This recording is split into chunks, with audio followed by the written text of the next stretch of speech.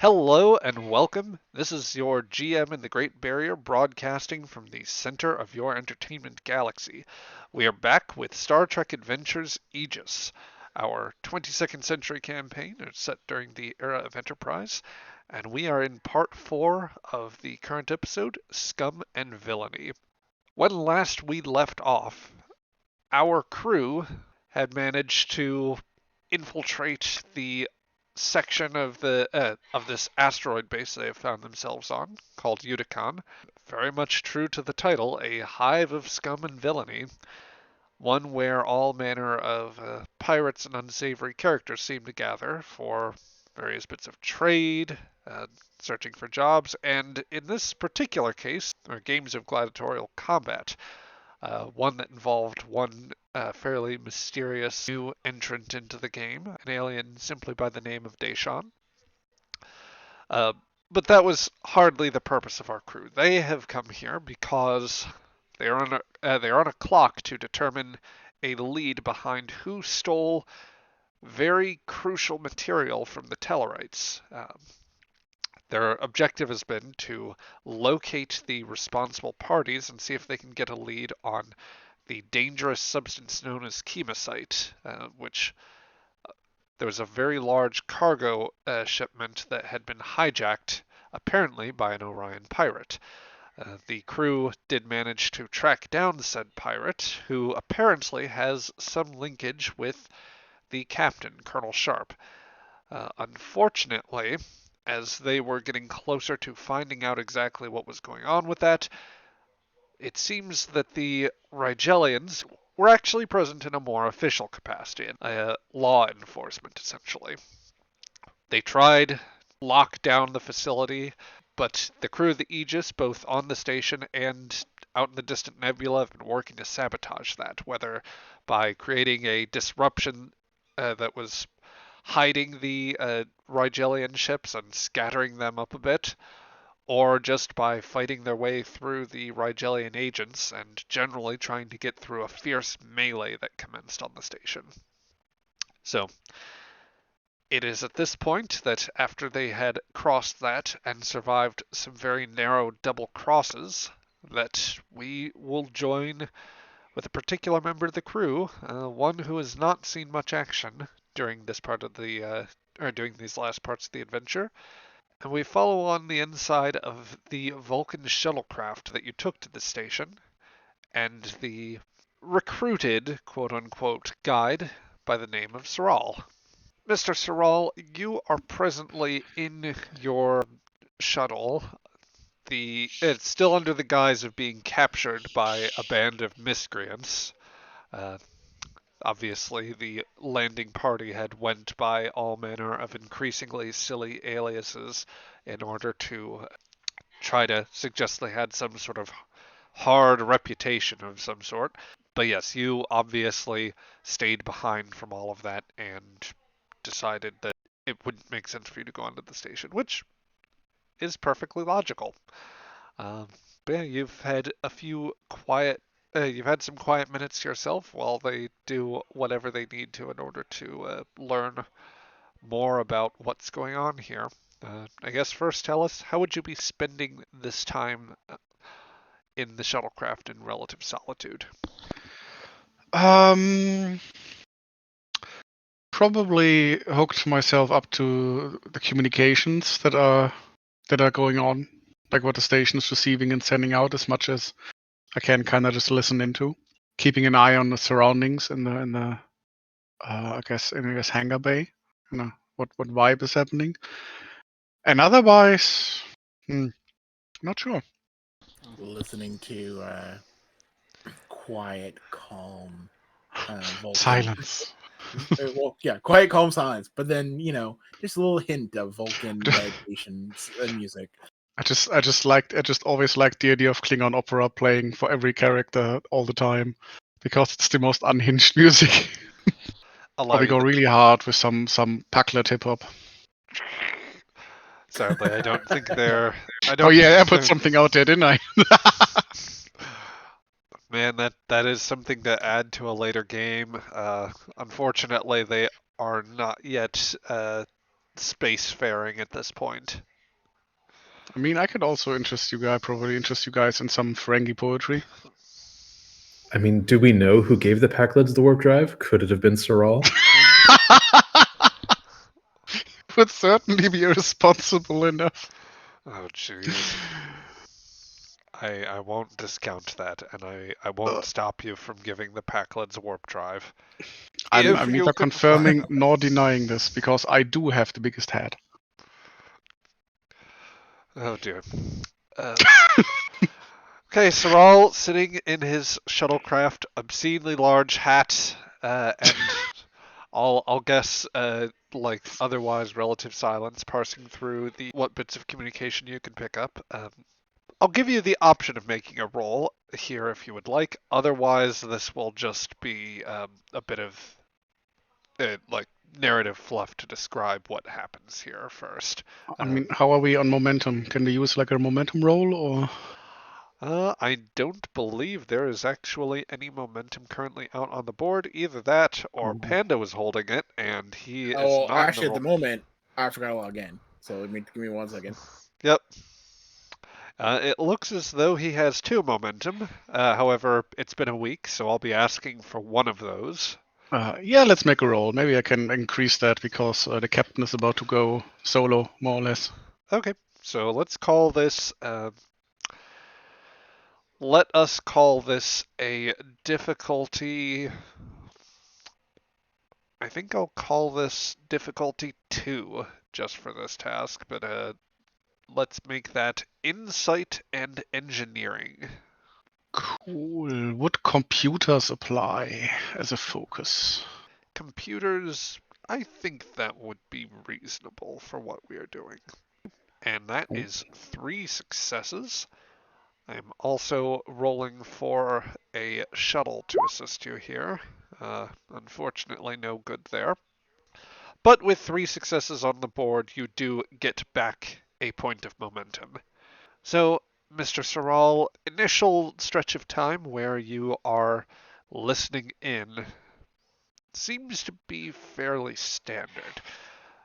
For at least the first 20 minutes or so, you start gathering a sense of what the rhythm of operations would be on this station.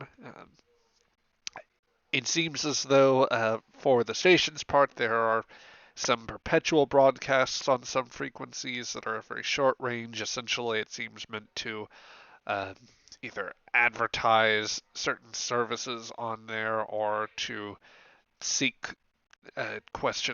like basically, it sounds like a variety. It's essentially a radio type stream. Music going out, commercials, mentions of job offers, or like links that would connect people to that. There is the occasional bit of chatter between ships that are not presently docked, that are just on patrol for navigational corrections. The occasional discussion on a logistical or refueling point. Uh, and a bit of chatter between the ships themselves to make sure that they are maintaining their course and otherwise doing themselves well. You maybe pick up a few long-range communications that might be going out, something that would suggest someone is very quietly trying to get a message out to somebody many light years away. The first major anomaly, however, you note, is something that very nearly slips your detection.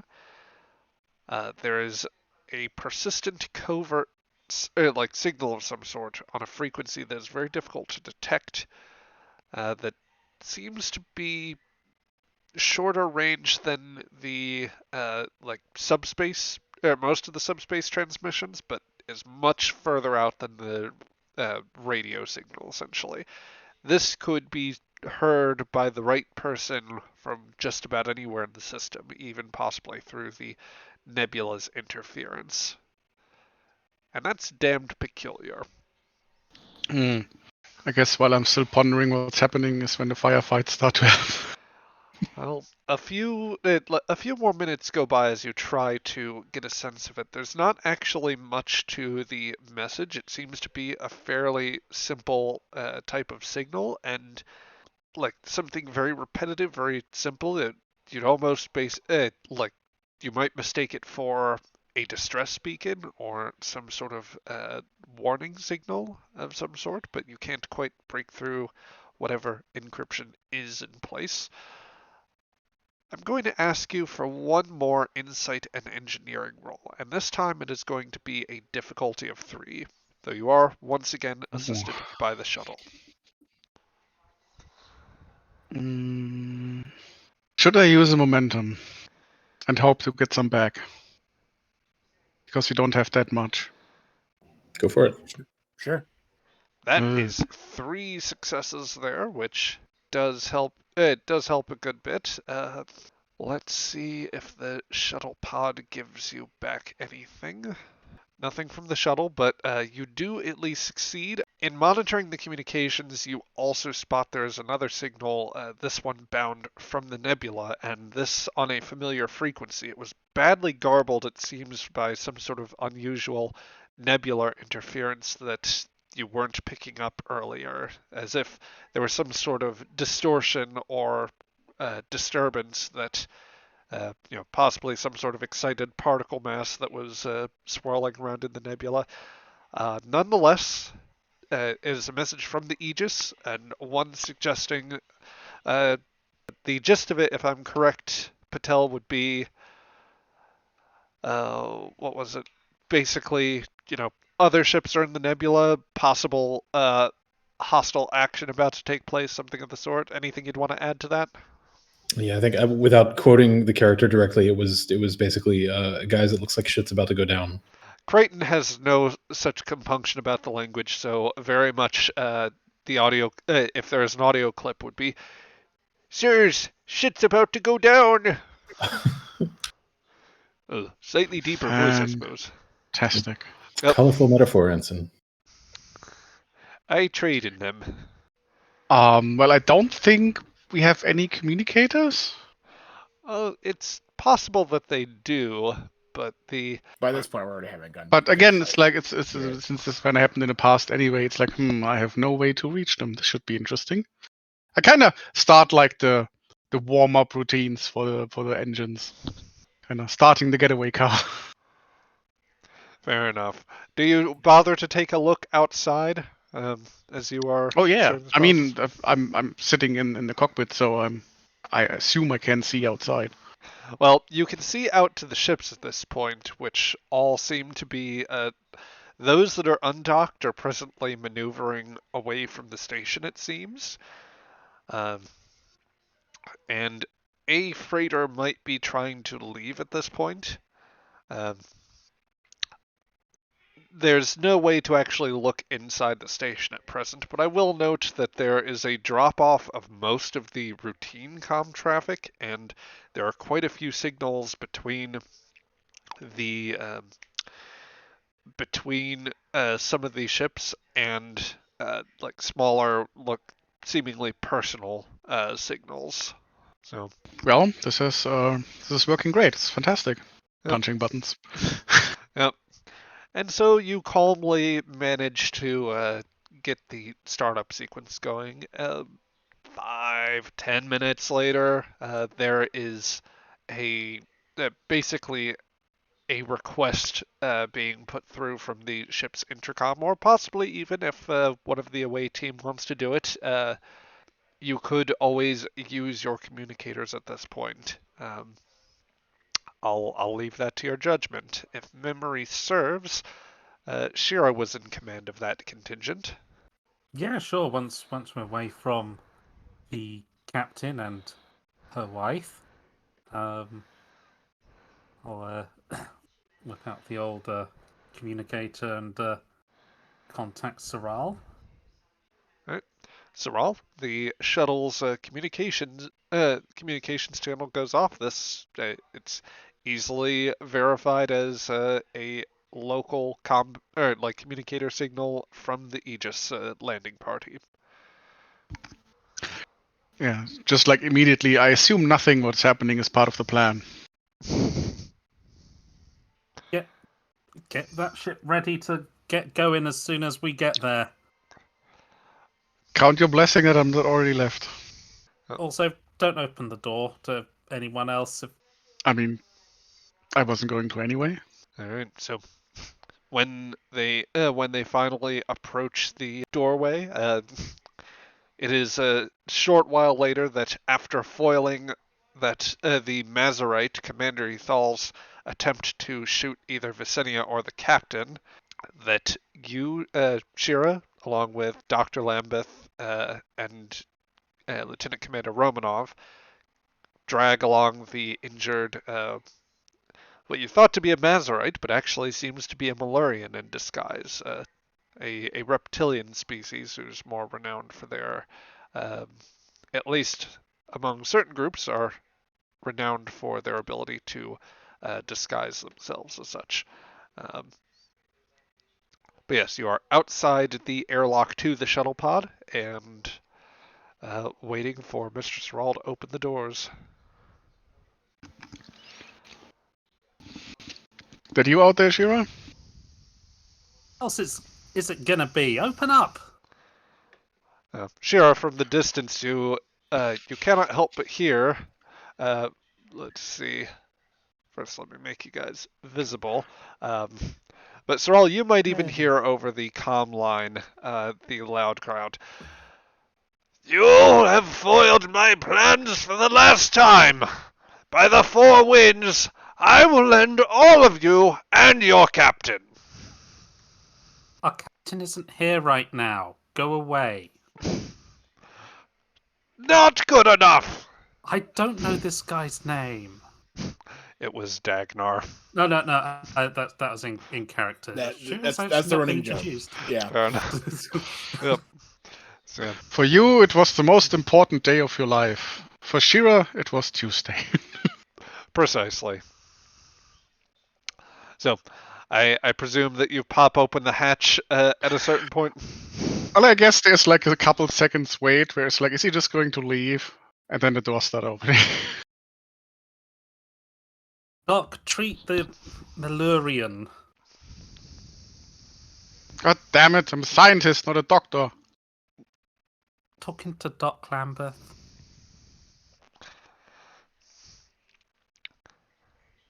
Oh. Sorrel, just get ready to take off.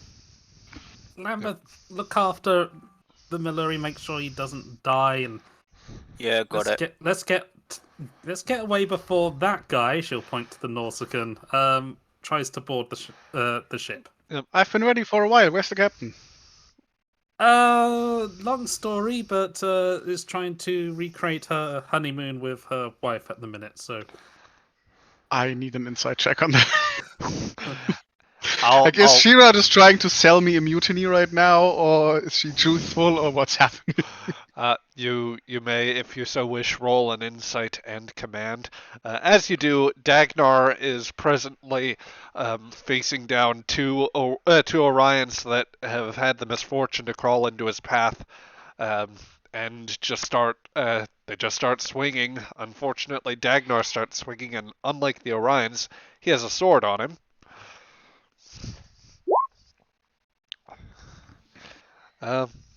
Yeah, Shira, presuming you don't, are you? I would presume you don't contest in this case. No. I've got my what's it called? I have a disruptor on me, don't I? I've got the disruptor drawn, and if anyone tries to follow us aboard, they're getting shot. Allow me to be clear. This is about Sorrel's insight roll. Oh, sorry. Okay, sorry. You jumped from the Nausicaan to back Sorrel. Okay. I don't know, attempting to shoot Sorrel, but we'll leave it for now. No, I won't contest. Okay, in that case, Sorrel, your task the insight check is only difficulty 1 at its base level, so you earn back 1 more point of momentum. Fantastic. So I assume this makes some kind of sense, he says, while turning around to the controls and closing the hatch and starting the shuttle. very minimal amount of sense. Let's just get going. We'll head back to the Aegis and try not to attract the attention of any Rigelian ships out there. As you're trying to do that, Romanov jumps in. I've seen a lot of things that don't make sense. The captain, the captain might be married to an Orion, and she stabbed someone. That one, the one that, as the hatch is closing, I actually thought he was dead. Apparently, Norsicans are made of sterner stuff. Oh. But yeah, it was pretty weird. It's very weird. It's going to make an interesting report to write up and tell Patel when we get back. Let's hope we get back in one piece. I mean, Norsicans are pretty tough, but they're just as hard to kill as anyone else because they only have one heart, so... Not sure what that's about, but yeah.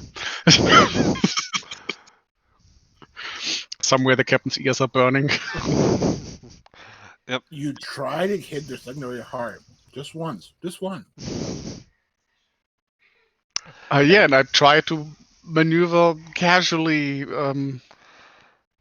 out. Okay. Let's move us to the asteroid map here. As you are maneuvering your shuttle away from the asteroid, you find that not too far off, an Orion Corsair is also taking off, or a broad-winged interceptor craft standing at about 150 meters long, and I'm forgetting the exact dimensions of the wingspan, but still of a pretty fair size compared to you. The other ships are presently maneuvering towards the largest sort of corridor away, one that ships roughly the size of the Aegis could potentially escape.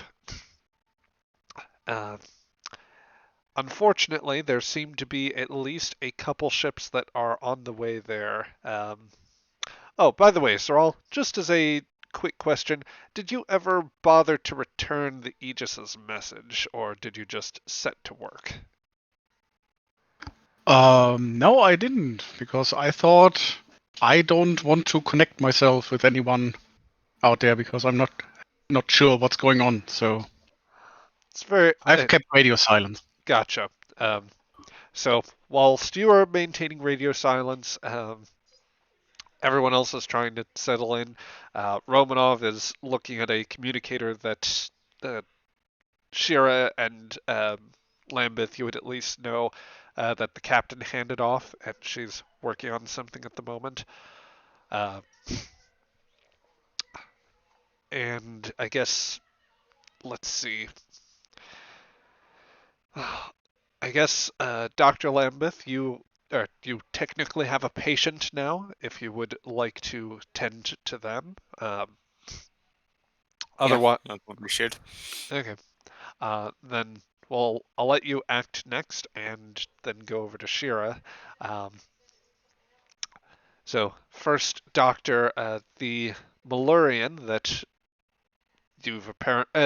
apparently this individual is a very different alien from the one you thought you were dealing with. Okay. If memory serves, he had taken a very bad, I believe it was a disruptor burn to his wrist, if I recall correctly. Okay. No, it was meleeed hard, and then I phased. Oh yeah, he was just stabbed, wasn't he? Right. Yeah. Stabbed and phasered. Okay. So in that case, it's there's some pretty major burns from the. I guess. Oh right, this was this the shot that you carried out with the stripped down phase pistol? Phaser. Or Yep. Yep. Yep. Okay. Because I wanna stun them, not kill them. Yep. Okay, so in that case, I think that the secret Malurian is in fact not conscious at the moment, He is also somewhat. He still appears to be somewhat, or like from the exposed bit of wrist now, beneath the layer of flesh, there is a fairly clear sort of blood flow. I guess if you want to try to assess the full effects of what are going on, I can give you either a reason or insight and medicine.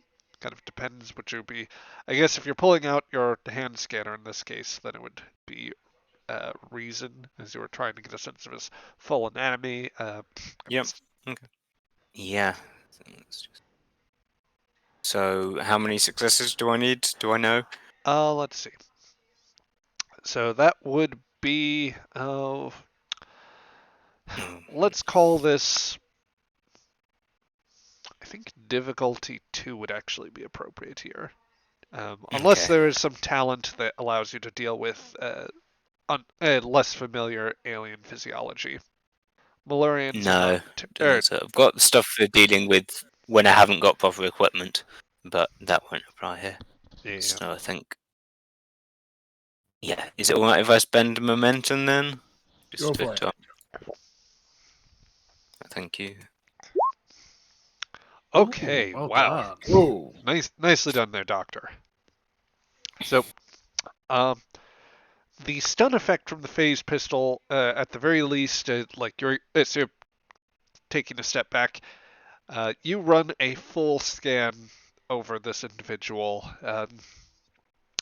Despite being, despite some marginal differences with more reptilian anatomy, um, there's enough similarities, or there's probably enough from any time that you spent at Starfleet Medical and any like crossover knowledge that might have come from IME doctors that you have. Yeah. You probably have a good enough working medical knowledge to treat this man. Thankfully, with a stunned phase pistol attack, there's not a lot of there isn't really anything too lethal in terms of damage to this man's physiology. You suspect the stun will hold for some hours, much as it would for anyone else. So you've got time here. The wound to the wrist, though bleeding a fair bit, is something that you can pretty readily staunch either with like some sort of you could use a more advanced medical tool like to basically cauterize the wound. You could alternatively just like bandage it up and be good, but he might at some point want pain medicine, which you are fairly confident you could whip something up that wouldn't react badly with his physiology. The otherwise, he's not going to be feeling it for a little while he's unconscious. Okay. So, on that note too, because your roll was so excellent, you earned back 2 points of momentum for the group. Woo. All right. So,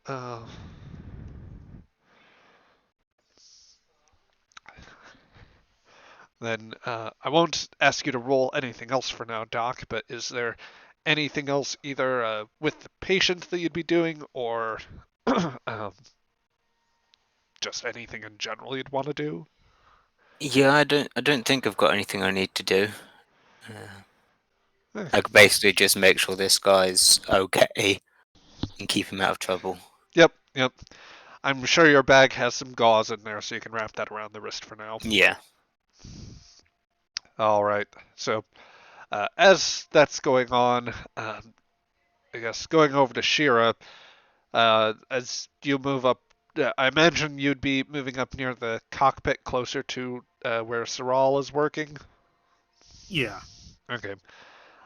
It's becoming pretty apparent that some sort of tactical scenario is unfolding, where the Mazarite ship and the Nausicaan raiders are moving to attack some sort of like what appear to be Rigelian ships, and I mean proper Rigelian naval vessels.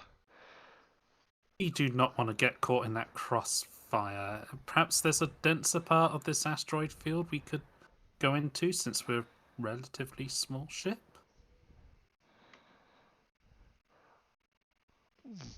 If either you or Is there? let's see, I think actually you had, thanks to the Aegis's earlier science roll, you actually had a pretty good idea of the layout of this asteroid. So while it's not quite so visible on this map, essentially what you would already know is that the Rigelians are approaching down sort of one of two lanes that exist in this area. The first, the one that they are presently in, and that the other ships are trying to flock towards, is large enough for ships that would be considered scale 3, like the Aegis, or like most of them, to advance down. There is, however, a slightly more difficult to navigate lane. Your shuttle pod, and indeed the Corsair that is making a quick run in that direction, should also be fine. But the Rigelians would have some difficulty getting there. There's at least no sign that any ships have attempted to cross that area yet.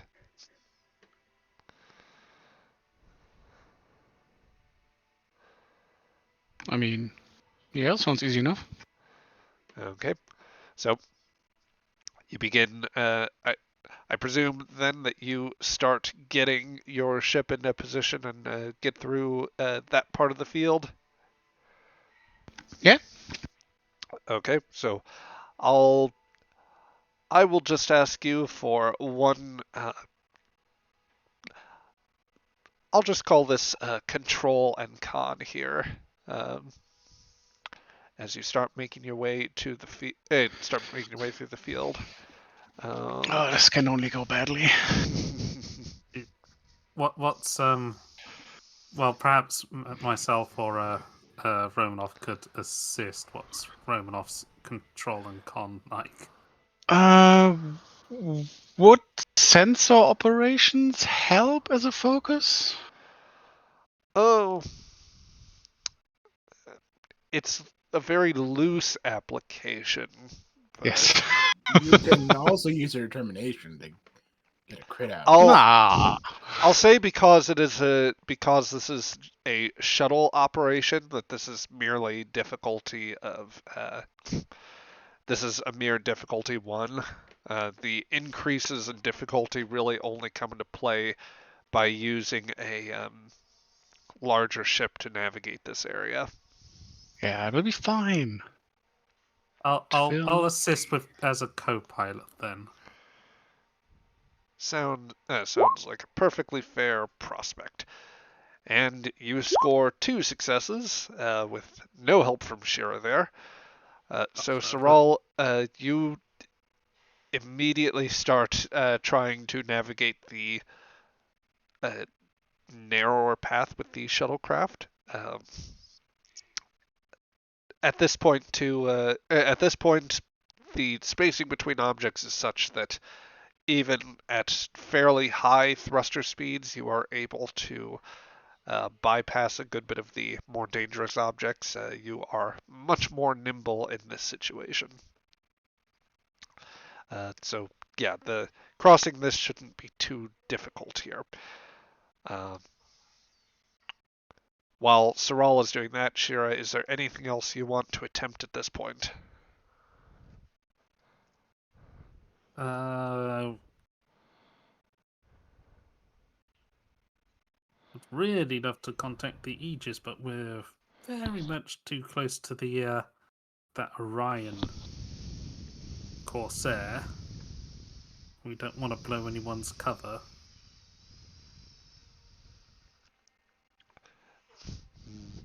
Fair enough, fair enough. I guess if you don't have anything you want to do right at this moment, then we can move around a little bit. I think that's fine. Okay, so let's take a quick look back aboard the Corsair, where, let's see, Just moving this over. Deshaun, the captain, Visenia. I think that's really it. Yep. When you came aboard, you found that there were still a handful of Orion crew that were monitoring things. I really don't like the idea of trying to get more help at a later point, but I guess we'll just have to do with what we have. Whatever happened to my ship? Just looking over around at the ship. It's nice, but what happened to mine? You mean our ship? Right. Ours. She gives like a teasing grin. Let's just say our ship got a little bit harder to maintain while you were spending time cooling your heels on whatever passes for a prison back on Earth. Apparently, can kill you in boredom, and that's the worst part. Yes. Well, I guess that that cute little shuttle is that really what you used to make it out of Terran That is space? all I had. Don't start. As she starts immediately going to the controls, start turning shit on. Like, get the fuck out of here. Get out of Dodge. Okay, fair enough. Let's see. Sharp, you have a sufficiently passing familiarity with the setup of Orion ships that you could probably find a tactical console fairly easily. Let's see here. While everyone's doing that, or while you are looking for that, Dylan, would you, or rather Chief Justice, under your still present moniker of Dylan Crimes, would you be looking to try to man one of these consoles as well, or would you be just sitting back and trying to let them do? Take the wheel, Crimes. Does fucking know it. Do any of these consoles look like something that to Dylan that he can make heads or tails of? Which button is the fire phasers button? Tell you what, give me insight and then a discipline of your choosing. Oh, okay. That will affect what subsystem that you pursue.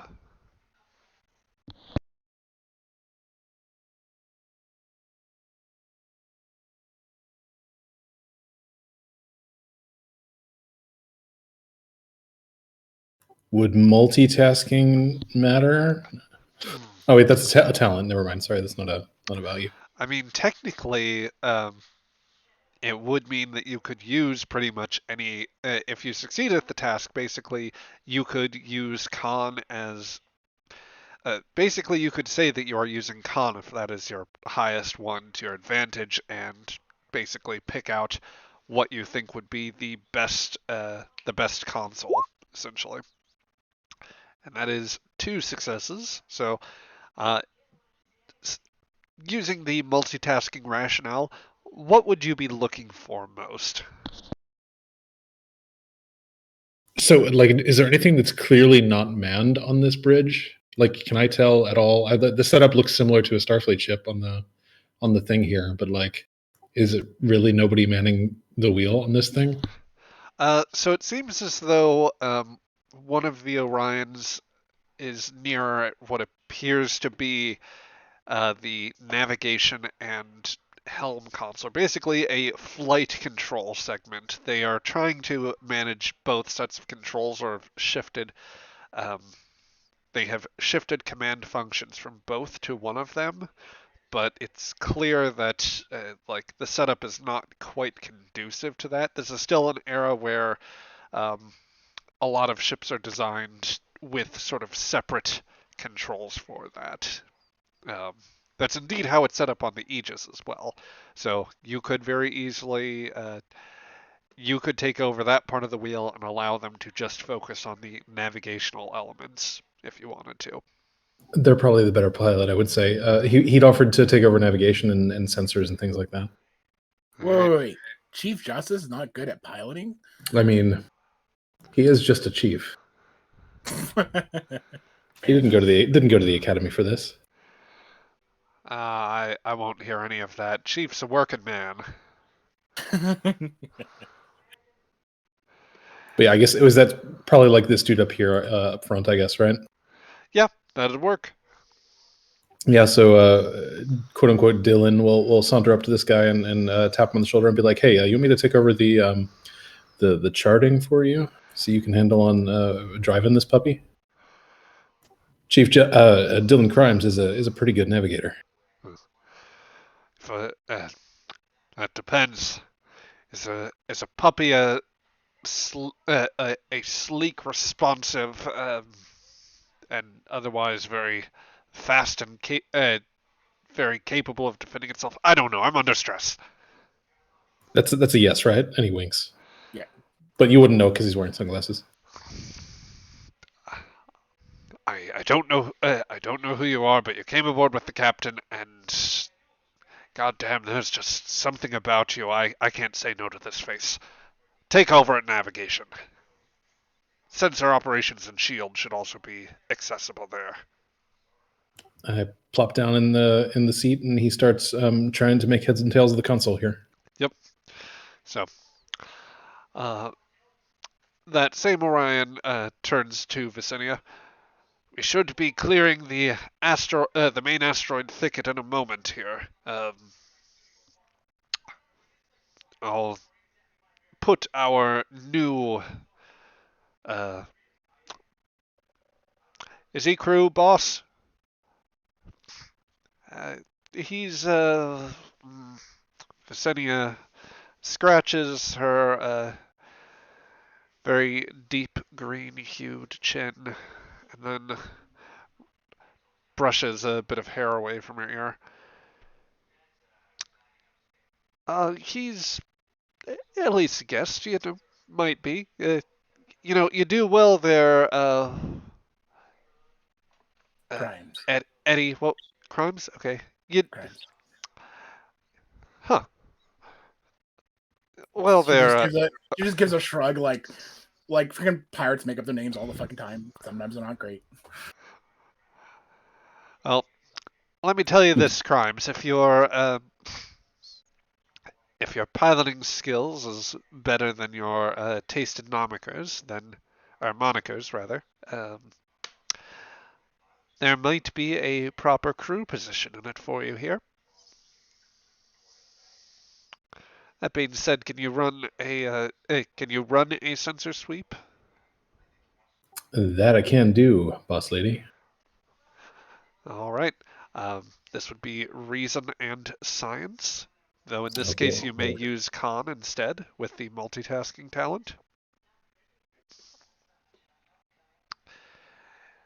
And let's see. You will also receive an assist from the Spoiled Prince, the ship that you are on. It is probably not going to be good, but let's see how that works. Oh, Ooh, so that is 2 successes from good ship. Dylan Crimes and 2 more from the ship. At this point, so that's a total of 4 successes. Crimes, you see that there are you're beginning to clear the asteroid thicket. There are no Rigelian ships directly ahead of you. It seems they apparently were not in position for any of that. However, you do see 2 ships very rapidly approaching the area.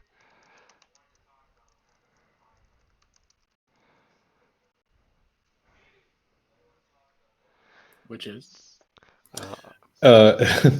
Crimes looks at the sensor reading and says, "Oh, looks like we got two ships chasing us right now. I got one. Oh dear.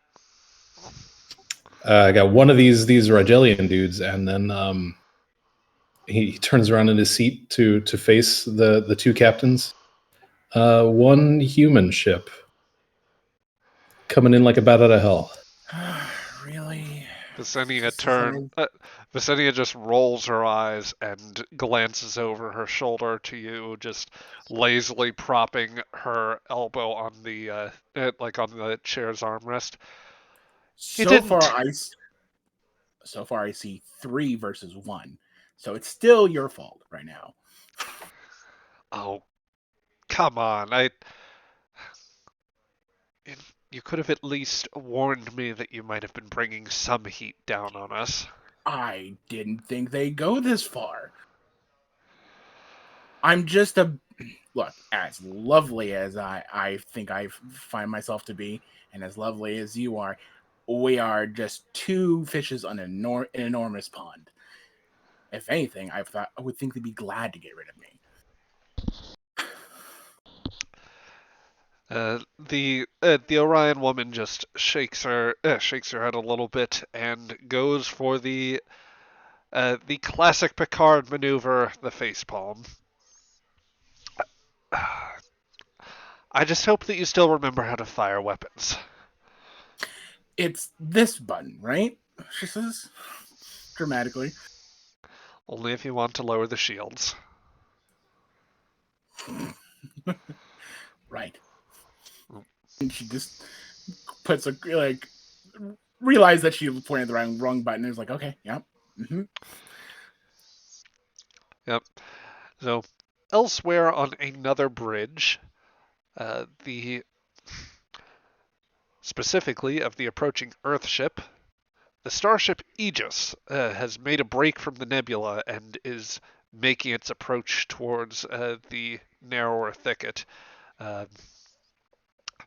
we'll say that off screen, Ensign Stewart was able to detect signs of or was able to just parse out the signs of the Vulcan ship as they were making their approach. Unfortunately, as the deck plates rattle around you and the lights fluctuate for a moment, um, you are not alone in making this particular path, as there is a Rigelian ship presently on the chase. Uh, the junior tactical officer calls out from his console. Uh, Hull plating is still holding, sir. But that Rigelian ship's getting awful insistent. Just for my clarification, does that mean that we're trading fire with the Regelians already, or? So the Aegis is presently, since you had elected to break cover in the event that the landing party did not make contact, you were on an intercept course as soon as you're probably headed towards the larger space lane first, but then once you detected the shuttle making its course along a different path, you adjusted your intercept.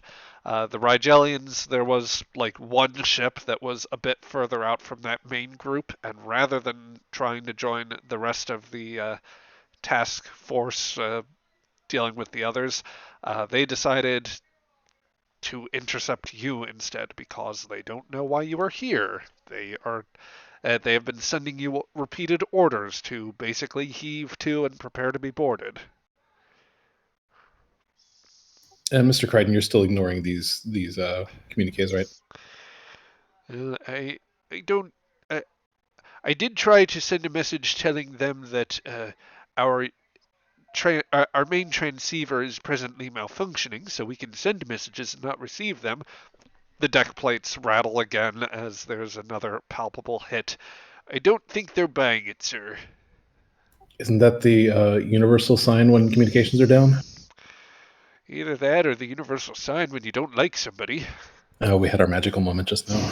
Yes, references to another lesser star, one of the less well-received Star Trek, says the GM in the Great Barrier. Okay, Crichton, just keep trying to mollify them. I don't know how to handle them right now, Crichton. So just deal with it. Okay, sir. I will try to handle it. Very much instilling confidence in my people. Yes. Let's see. As that's going on, I think that I'm going to make this a one proper roll from the Rigelians to try and attack the ship, and this time they are going to elect to make a more specific version of this roll. So let's see.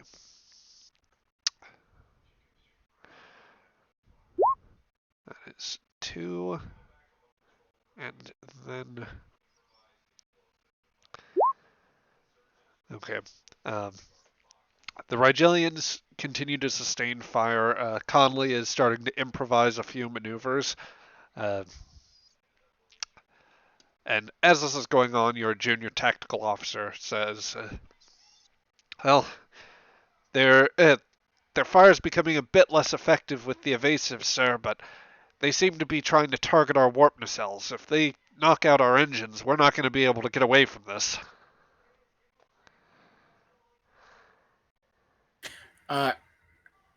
GM, Yes. can I see the exchange of fire? Yes, the Corsair and the shuttle pod for their parts, both of them can now see this happening on long range sensors. It's still at the present course and speed, it's still going to be several minutes before the two of you sort of intertwine. You could narrow that time by changing course to intercept with the Aegis yourselves. But that is a question for what both sets of crews wish to do. I think what we'd be doing is trying to take out the weapon systems on that Margillian. Okay, well, we can. And I think also, where's our shuttle bay on the ship? It's in the back, right? Yep, it is in the aft section. I'm gonna go ahead and have those doors opened, Okay. just in case somebody wants to make a crash landing. I will advise you here that because you have polarized hull plating instead of shields, the interior of the shuttle bay is not polarized, so a lucky shot could do conceivably more damage. Okay, maybe we'll wait until the shuttle signals what they're going to try to do. Oh, I feel like I could go on adding qualifications, and we'd wind up with the meme of close the gate. But then this condition: open the gate. Or no, it's open the gate, then close the gate, then open Close the it gate. a little. Close the gate. The camera just sees the doors opening and closing. Yep. A poor crewman who wasn't notified flies out into space. No. So, is there any asteroids near the Rigelian? Not presently. They're kind of taking a path with the Aegis around the bulk of the thicket because they can't navigate as easily. Or rather, it would be more difficult for them to negotiate. If you would like the advantage, however, I would allow you I to will spend 2 to create the advantage. Yep. There will be an asteroid that the Aegis and the Corsair will pass near enough. Yeah.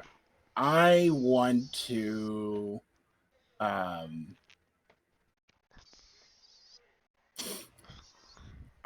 trip and hit the fire button, but I'm aiming for the asteroid to break it and basically have its shards smack along the whole plating of the Rigelian, just to make them think that we're more of a threat we're more of a concern than anything else. Okay, so let's let this sequence play out here. I think that Actually, you know what? No, it doesn't matter. I'm just gonna shoot it. I'm gonna shoot the asteroid and break it. I'm not gonna try and fake it. Okay. Let's. I would be. Well, I'll ask this first. I guess technically there's a little bit of time where, with the advantage, I could say that asteroid just exists relatively close. So I'll let the players decide. Patel, would you prefer that the Aegis try to neutralize the Corsair's weapons first, or would you prefer to let the advantage play out and see if Sharp can help even the odds a little bit? Yeah, I mean, I think if we're bouncing back and forth scene wise, I think I would want to wait and see what the asteroid does. Okay.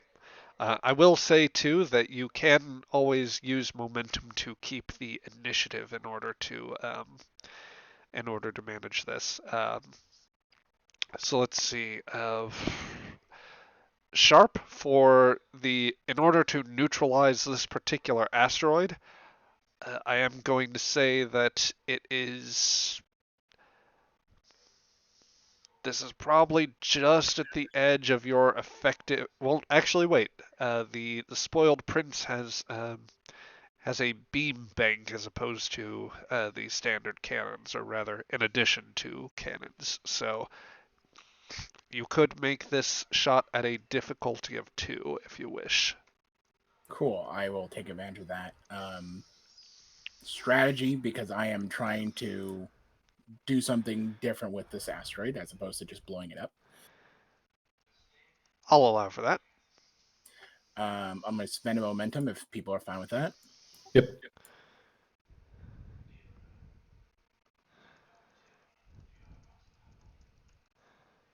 And so that gives me extra 1 there.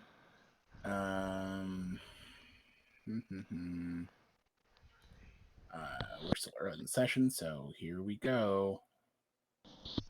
And do.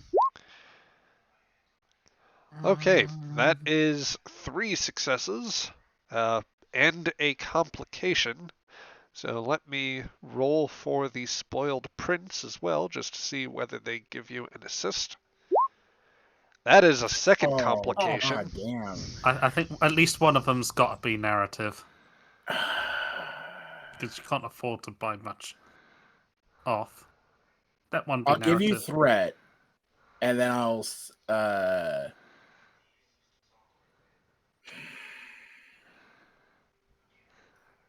yeah. So I'll take narrative, and then I'll give threat. Okay. The GM will take 2 points of threat. And then for the other complication, Sharp, the nearby asteroid would indeed, you figured that it would generate basically enough shrapnel. I will say, from that, before anything else, you do gain 1 point of momentum back as well. So that takes you up to a total. Well, then I'll just spend the I'll spend the thing then. I'll spend the momentum. Oh. Do you want that instead of giving me threat or instead of the narrative? Instead of the narrative. Okay. Well, I'm going to take the points of threat and just buy back that narrative anyway because... God damn it. Okay. Damn it, it's too good. Okay, so... Sharp, your inclination to shoot the asteroid would indeed have a damaging effect on the Corsair, mostly because while you have somebody competent at sensors and, basically nobody decided to conduct an in-depth mineralogical scan. The one person who is most capable of doing that is having to make command decisions. But he would very quickly identify that the high energy signatures in that asteroid, there's actually basically a very highly reactive sort of substance, which is not so much combustible as it is capable of creating residual energy field. So let's see. Let me roll. I'm going to call this. We'll call this 5 challenge dice here with I believe the effect is dampening here. So let's give that a go. Okay. So 2, 3, and well, there's shrapnel to that as well, so that's also got a spread element. So as part of that complication, both ships in making the close pass from the bridge of the Aegis, you will see basically a beam lance out from what it appears to be the Orion ship, and the asteroid will burst. That is very near your path. As it does, numerous sensor alarms from the science station begin popping off, and there seems to be bright flashes of some sort of expanding bluish-green field from the debris of the asteroid. So let's see, that will be 3 points of damage plus the 2 effects, so that's 5. And let's see, just call that dampening 1 as an effect. Double checking a rule here just to make sure that I am running this properly here.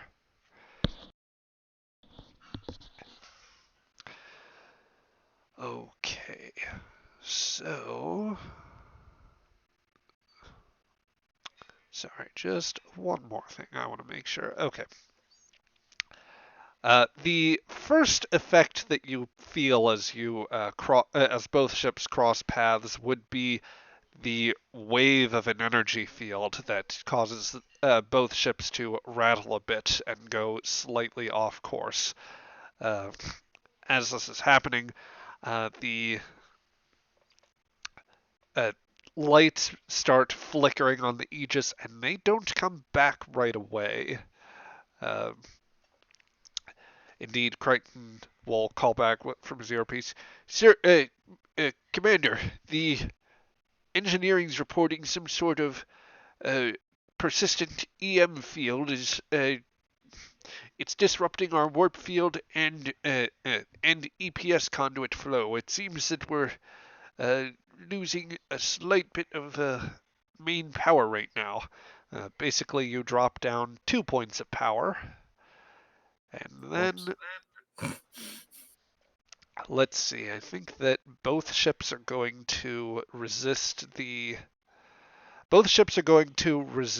most of the damage from the like the asteroid, but that will be 2 points to your hull plating that are suffered. So whoever has the ship open, if you would both remove 2 points of power and 2 points from the hull plating,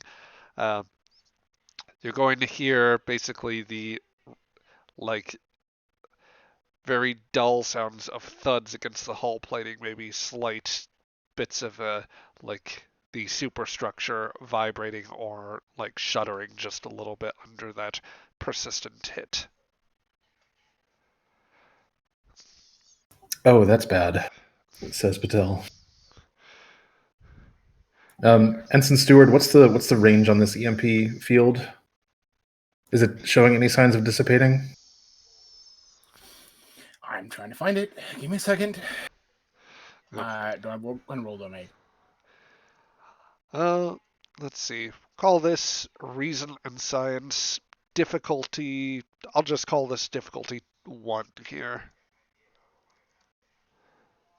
Ensign Stewart. We really gotta get a portrait for her. So reason, science, difficulty 1. Nope. Atmospheric science. I don't think so. Okay. Boop, boop, boop. You do get assisted by the ship's sensors and security, but it Oh, doesn't really no. apply when you have not only no successes, but a complication there. I would if we had sensors. Yeah, I think that's the complication now. Sensors are presently offline.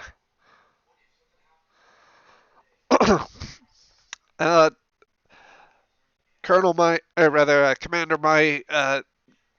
Connolly, like, tries to, he's a bit flummoxed with his navigational controls. The navigational sensors are malfunctioning through this too. I have a pretty good sense of our current heading, and I'm just going to, if it's okay with you, I'm going to I'm just going to hold an impulse and try to get us clear of whatever this is, and pray that nothing suddenly decides to move in our path. For lack of better options, Ensign, that sounds perfect to me.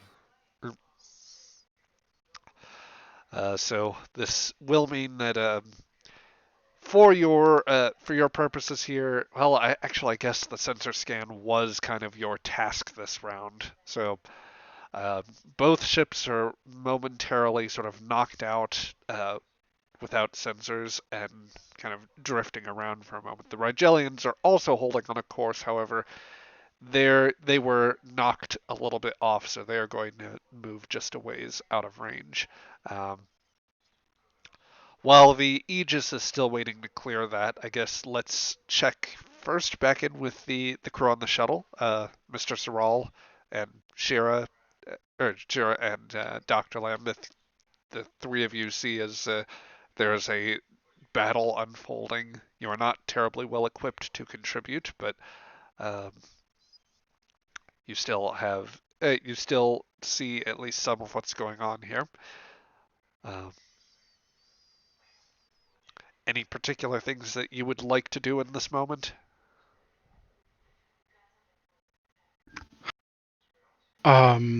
Yeah.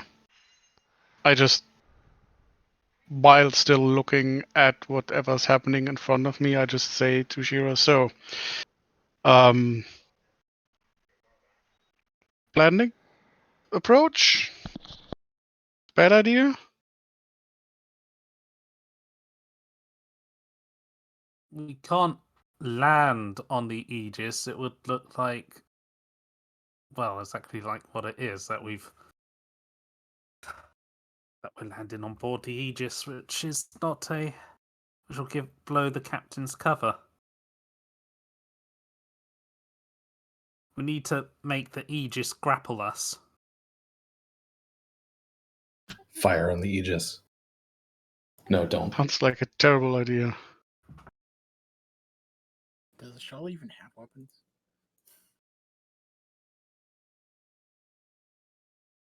Do you want to let more events play out before you attempt something here?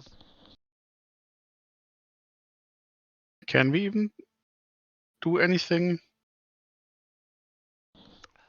There might have been options, but I was more ducky in to see what you have. Romanov. I'm trying to think if we can do anything sensible. I mean, you could just leave. The shuttle is warp capable.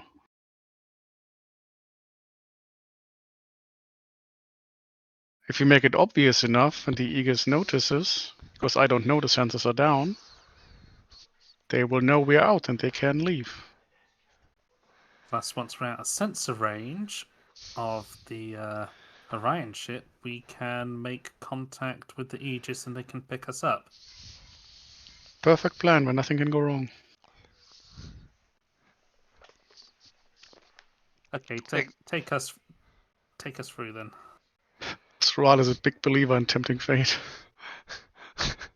Oh dear. So Saral just takes the shuttle to warp? I guess it's like when you see in the series when the ship is kinda drifting like a slight corner and then goes to warp usually, like for whatever reason they do. Yep. And I want to just angle it so that it's like square in the view of the Aegis. Because again, I don't know the sensors are down. Copy that. I'm assuming they have a very clear view of what's happening in front of them. Yep. So you make the completely obvious, not at all like attempting to hide that the Aegis or that the shuttle is going to warp before the Aegis, and the Corsair for that matter. Um, and yeah, you set your course away from that, basically Can away I from the do- situation. Can I do one tiny thing that doesn't involve worse stuff? No. I was going to let you move over to the bridge. I was going to move back to the bridge of the Orion ship. So I just want to send a text message, a signal to the Rogelians with "Thank you for helping me escape." Heart, Eddie Dogstar. Yeah. So I guess while the Vulcan shuttle is making its escape, you are putting that final finishing touch on the message you send out. Oh well, I can't speak so much apparently to your help, most of it anyway. I took down. She gives like a careless look. I took down 2 ships with 1 shot. Yeah, but well, I mean more your other help. she says, gesturing to the. Hey, can I get the instant replay on that? And one of the Orions backs up some of the sensor data to show you the Vulcan shuttle very clearly going to warp. I mean, that's okay. I didn't want the Andorian here anyway. I don't remember the Andorian. We had an Andorian? Looks over at Grimes. Yeah. No, we definitely did not. No Andorian. Never seen one. What's an Andorian? Deshawn interjects with a comment that no one understands. But then yeah. she just looks over to her wife and gives like a goofy grin. It's fine. Oh. There's a good There's always a good turnover when it comes to our profession. We'll find more. Fair enough. Well, I think that we've outstayed our welcome, so she looks over to the helm operator. Go ahead, get us out of here. Any direction, just not towards the Earth vessel, not towards the Rigelians, not back towards Tellarite space. Just get us the hell out of here. I think I'm very done today. The Orion just says, "Yes, boss." Laying course for Kronos. There's actually some decent gambling there these days. Mastical or Zethflor is more where it's at, though. Anyway, the interceptor will likewise go to warp, taking advantage, well, unknowingly taking advantage of the Aegis's temporary blindness.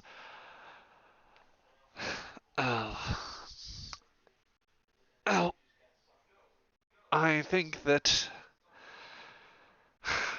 we'd better just burn, keep us at warp for as long as we can for a time until we're sure none of them are following us. And, well, I'm just going to be thankful I'm not the Earthship, but, yeah.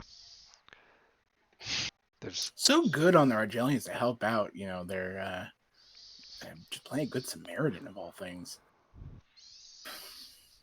Yeah. Always nice to take advantage of the incompetence of law enforcement. Mm-hmm. Elsewhere, back aboard the Aegis, in the moments when sensors come back, Connolly looks ahead. Geez, Commander, there's no signs of either the shuttle, that Orion ship we were tracking.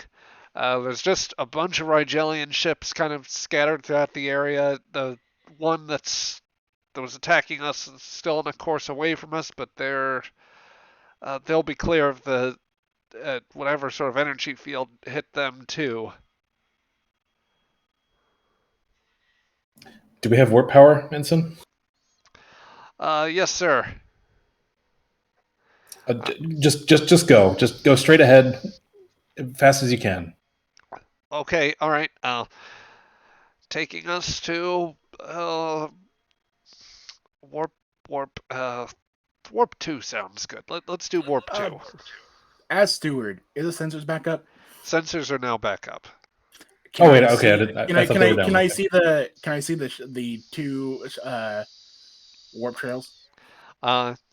Yeah, I'll actually just ask you for a difficulty 1 reason and science roll. Why are you making me roll right now? Please roll a complication. I have the perfect complication for that. Reason and science, you said? Yes. All right. Can I command her to do that to get? I will allow you to use the direct action since you are the commanding officer. So, you may assist with. In this case, I will even be so kind as to let you roll science and presence. So, all that Steward has to do is get 1 success, and that good assist will come in. Hey, she got 1 success, and you got a success. No natural 20s anywhere. Hey. She'll say, "Wait, Connolly, change this course." As I target the shuttle. Oh, uh, I think I see what you're getting at. Okay, all right. Yeah, changing course. Um, Real quick, out of character, isn't that going to completely give away that like we're working with the Vulcan shuttle? only if Visenia cares to look that far behind her back, because both Could ships. also could also simply assume that you're chasing the Vulcan shuttle. Yep. I mean, Okay. there's pirates on there. Good with me. All right. So yeah, with that, Connolly will engage the warp drive. And just let's see, you are getting a point of momentum back from this.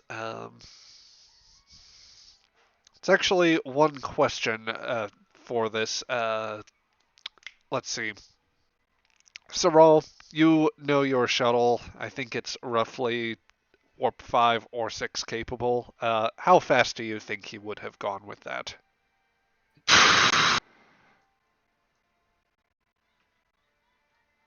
It's a good question.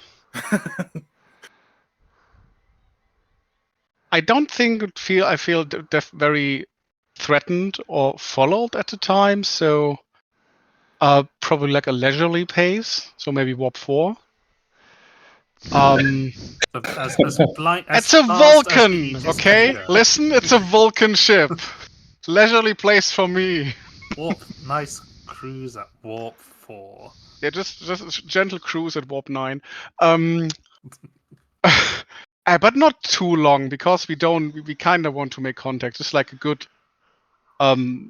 definitely out of sensor range, which isn't that particular far anyway. But like, I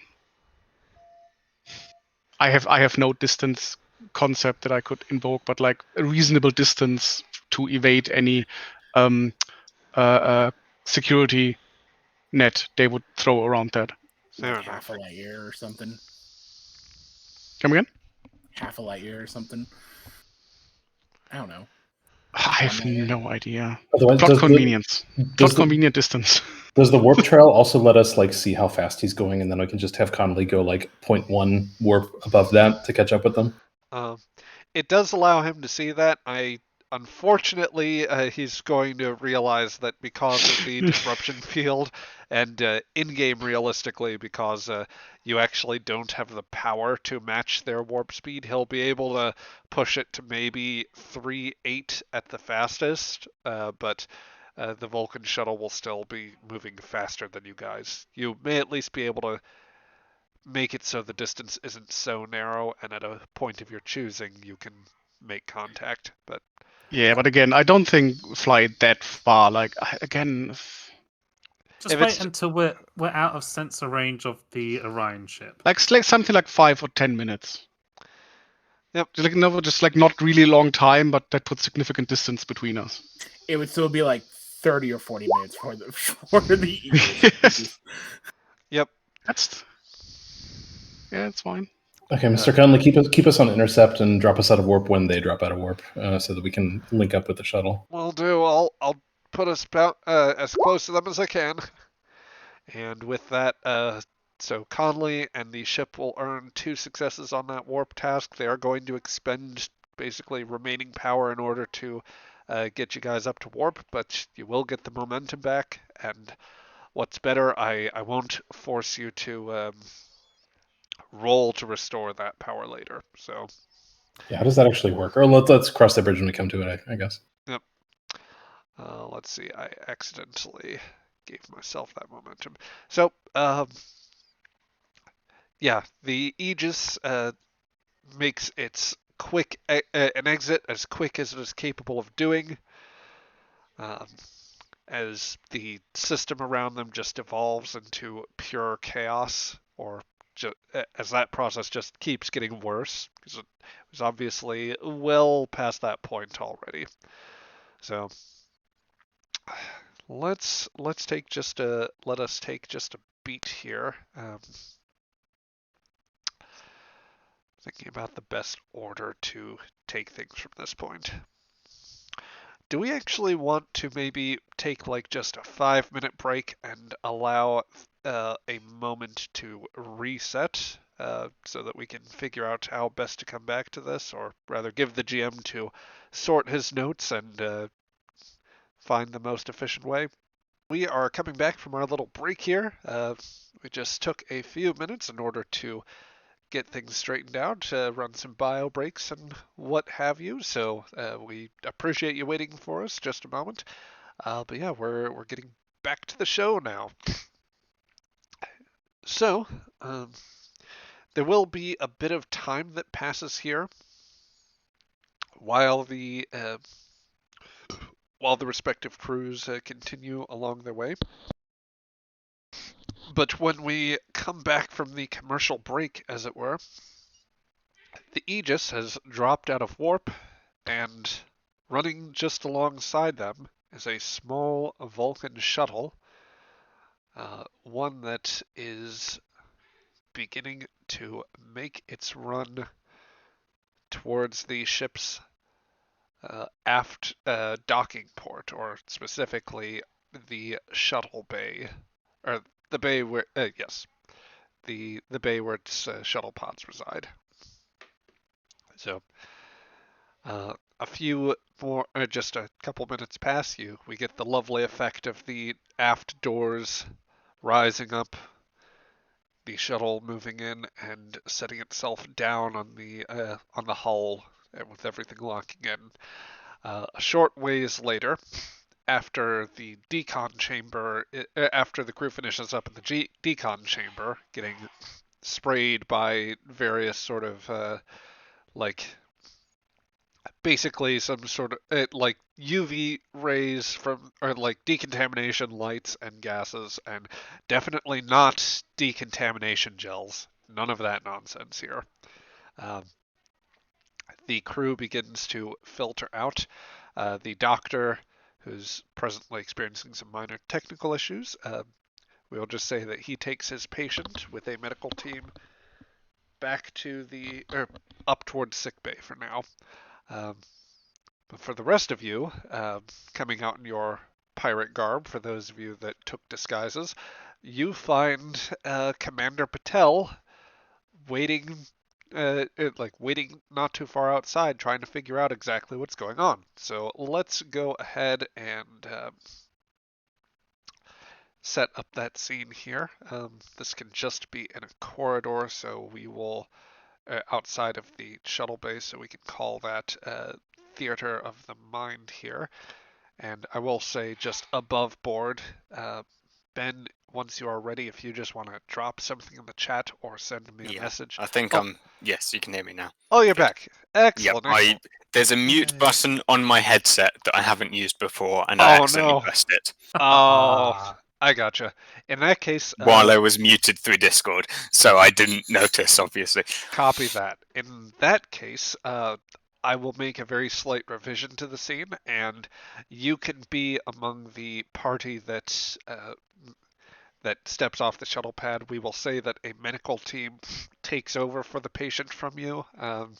So that sounds good. Yeah. The four of you find a very anxious Commander Patel waiting. Patel, the medical team passes by with an alien man on a stretcher, presently unconscious. No signs of the captain or Chief Justice, and they are all, with the exception of Saral, in very strange garb. Oh, and I've been shot. Oh yes, Shira is sporting a pretty nasty plasma burn to her torso. Yeah, so I guess I picture this: the doors open. Patel has like worn a groove in the deck plating from pacing back and forth. Got like his hands clasped behind his back. Oh, thank God you guys are all back. Oh, Lieutenant. Not all of us. He tries to look behind the group. I see the captain and Chief Justice are missing. Yes, and we've replaced them with a Malurian here. Yeah, and noticed that too. And he like looks off in the direction of the. Although he's pretending to be a Mazarite, so we got questions for him. He was involved in a pirate and then tried to shoot captain. So then the captain shot him. So I decided that maybe he could be a useful intelligence asset. Patel like shakes his head and just like closes his eyes and sort of slowly tries to breathe in and breathe out. Take your time, sir. Well, I'll keep going. So, Yeah, do you have a chair? Lieutenant, Might need a chair. maybe we should talk about this on the way to sick bay. He looks down at the wound. Oh, yeah, I wasn't complaining too much about that, but yeah, if you want to go and do that in sick pay, that might be nice. Get this tended. Like, are Yeah, you like that's are you probably for the best. are you bleeding? Like, what's the status of this wound? She'll roll up her t-shirt so she can see the plasma burn. Yeah, that's probably going to need a lot of treatment. It's actually quite painful. Oh, that's lovely. And he winces a little bit. It's more painful than it looks. Yeah, then let's move along. What do you say, huh? Yeah. And he just starts walking. Start walking to Alaska. You can come with. Yeah. Everyone can just go towards sick bay, I guess. Yeah, that was my thought. Well, Could do the debriefing on the way. so we go through a walk and talk scene as the five of you start making your way to sickbay. Romanov isn't actually paying you that much mind as she's fiddling around with the communicator. Are you sure you don't want to sit down for this bit? Okay. Right. The captain met her wife there on the station. Blink, blink. Yeah. The captain, I think, must have been an undercover operative. I don't know how it works with Earth, but she must have been undercover operative at some point, pretending to be a pirate, because the Orion captain of the ship which you saw fly away and is probably the one who we were following, that was her wife, Visenya, I think her name was. And Visenya seemed to know the captain as Edwina Darkstar Teach. So I guess it's an alias she's used before in whatever sting operations she was doing against pirates. Patel has to understand the reference. Come on. Neither Patel nor Drone do. I'm blanking. What is it? I get the reference. It's Blackbeard. She used Blackbeard's name. Just Okay, got it. Yeah. Patel probably would have gotten that. Yeah. Yeah. So they seem to hit it off quite well again. There doesn't seem to be any bad blood, so no reason for divorce yet. I guess that's good news. Then we things started going downhill when the Rigelians showed up, but you saw all them. Had to fight our way through the station. We picked up at some point a pit fighter. He went with the captain. Justice also went with the captain. The captain stabbed a Nausicaan in the back. Blink, blink. Yeah. Don't know why that wasn't really explained. Wasn't really explained to me. Anyway, so probably won't have to deal with that Nausicaan ever again, I'm sure. Not like he'll ever recur again. Shot to the shuttle with a single Nausicaan. We're going to warp. Vengeance! All that remains of that station is Dagnar squaring off against Armatrix the Destroyer. So one of those damn Rigelians shot me, which was not good, but to be fair, I kind of lacerated her arm, so next time I'll just shoot her. Also wasn't Rigelian. Yeah, so that's kind of it. I think the captain gave something to Romanoff. Yeah, she did, and I'll tell you what, skipper or acting skipper, whatever you prefer here. I've been trying to figure it out this whole time. Oh, wait a minute. Oh, there. Oh, okay. Um, huh. I guess we're gonna get to talk to them because it seems like the captain actually left a message here. Things got out of hand. Uh, Yeah. use this frequency to call my wife. So I guess. Which what? So why would we want to speak to Visenya again? Well, maybe she'll come to work with us, or like we can. I don't know. I suppose we can try to pretend that we haven't been caught. That Oh, we weren't caught. I Yeah. well, one little thing with this, the frequency, it kind of looks a bit familiar. I'm not sure on all the communication protocols here, but I'm fairly certain this looks like a Starfleet frequency. Is Visenya Well, undercover too? does the captain have an Please. official Starfleet wife? Until today, I didn't know she had any wife at all. Well, I guess we'd have to check a personnel file, see if she actually does have a. Well, I mean, we know she has a.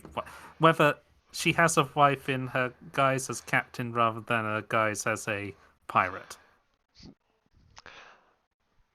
Would I be correct to imagine, Ben, that as this conversation is happening, it's just like the out of the Kelvin movies? Dr. Lambeth is very much like McCoy scanning in the background and just being completely Yeah. businesslike about this. It's like, yeah, What's funny is Dr. Lambeth probably knows the most because she removes a wedding ring every time you examine her. Oh, okay. And then puts it back on. Actually, would I, as a doctor, I'd have access to some degree of personal files for things like that? You'd probably have to know whether she's Yeah, got next of kin and stuff. Yep. Who's You her do? emergency contact? Yeah, So I- just like one hand tending to wounds, the other one like scrolling something on a pad. Yep. And Can you throw the personnel record up on the big monitor here behind you? Let's all take a look. Everyone pry you into might the find captain's this data. interesting. There's probably some. Do the non-sensitive version, please, Doctor. Honestly, at this point, I think whatever we see, it's deserved. We've earned I think it. the sensitive. I think the sensitive version will also be quite interesting. I feel like Advocating snooping on the captain's I think personal. a lot of it would be redacted, probably. Yeah, what am I able to find? Okay. Because I think that will depend on what I show. I mean, it's up, Zach. It's up to Or Athena. what I show will depend on what I find. Yeah. It would be fair to say, I think, that I presume that you've listed her as an emergency contact or next of Yeah. kin in case of the Yeah. worst, without reference to any other specifics about that person. Probably Athena, Alex, and then I can't remember my father-in-law's name. Doesn't matter. Yep. Scum, sir. But Yeah, assuming there's not any like super sensitive medical conditions that I've been told to Yeah. keep quiet, I'll just throw up like the brief file of like Yeah. like born here, here's studied the here. important medical stuff. Yeah. Yeah. So I'll Yeah, And like major conditions. the key thing I'm looking for is that the wife is human McEarth name. Yeah. And not Visenya. So Throw yeah. that up on the screen. Yeah, you using a discerning eye, or like going through the records, you target very specifically you look up contact information on next of kin, which would not necessarily be too sensitive, and or like see whether there is any sort of spousal relationship mentioned. There are, under the next of kin entries, there are a few of them that are like basically emergency contacts in case the worst were to happen. And one of them is designated as her spouse, which appears on the. I sent it to you via the Roll20 chat. I whispered that to you, Ben. Yeah, 3 or 20. Yeah, Athena Mitchell. That's the thing. Yeah. This puzzle keeps getting deeper and deeper, and I lean against like a bio bed. Just imagine Oh, the well. sensors kick online and it shows you have an elevated heart rate from all the You just start It's just alarms going. behind him. pressure. It's just behind him, so he can't see you. It's just like pulse high, heart rate high, blood pressure. blood pressure high. Cardiac. Oh, yeah, I guess Dr. Lambeth just like gets out like I don't know, some vitamins or something as like a stress reliever. I guess like it just picks up like a stress ball and hands it over absent-mindedly. Explodes immediately. You might be wanting this. So the captain. You might be wants wanting us- this one as well. So the captain wants us to contact her human wife. Assuming those codes are Starfleet, which Commander Romanov says they are. Can I have that communicator, Commander? Oh, yeah, it's... Sorry about that, she says, handing you the communicator. I'm sorry, I forgot I'm being NPC'd right now. No, it happens to the best of us. Don't worry about it. I was NPC'd for quite some time. Fair enough. I didn't know humans would have more than one spouse. Interested. Oh yeah, it's not uncommon on Earth. And I look at the communicator, and I guess we're going to have to make a phone call, and I should probably do this in private. Doctor, how? What's the lieutenant's status? Oh, Um, I'm willing to say at this Can point you've probably... yeah. Unless you would like to roll and try to earn some momentum, then I would be willing to say that you have the burn treated and enough pain reliever to keep Shira on her feet if she so wishes, Yes, with please. without being a detriment. Yeah, her status is better. Is she fit for duty? Still not perfect. Obviously, checkups and things, but take one of these if you feel any more pain. Take 2 of these if you feel lots more pain. You One, get the if I feel drill. a bit of pain. 2, lots of pain. 3, If and I should probably be reporting to you again. yeah, Good. Okay. 3, and I'll need to hook you up with my special supply. Interesting to know. Okay. That was a joke, mostly. Yes, it's that mostly we're concerned about. For legal reasons, that was a joke. Yes. Yes. So it's weird having this whole thing with the captain being the one holding secrets, and I thought I was the shadiest person here. The captain's clearly quite shady herself. Well, So, sir, I'd like to be on that call. He breathes a sigh that you would not be remiss in thinking might be a sigh of relief that he doesn't have to do this alone. Actually, quick question. I don't know if we ever established it or not. What's the command structure on the ship like? Like, who's the de facto XO now? Is it Shiro or Romanov?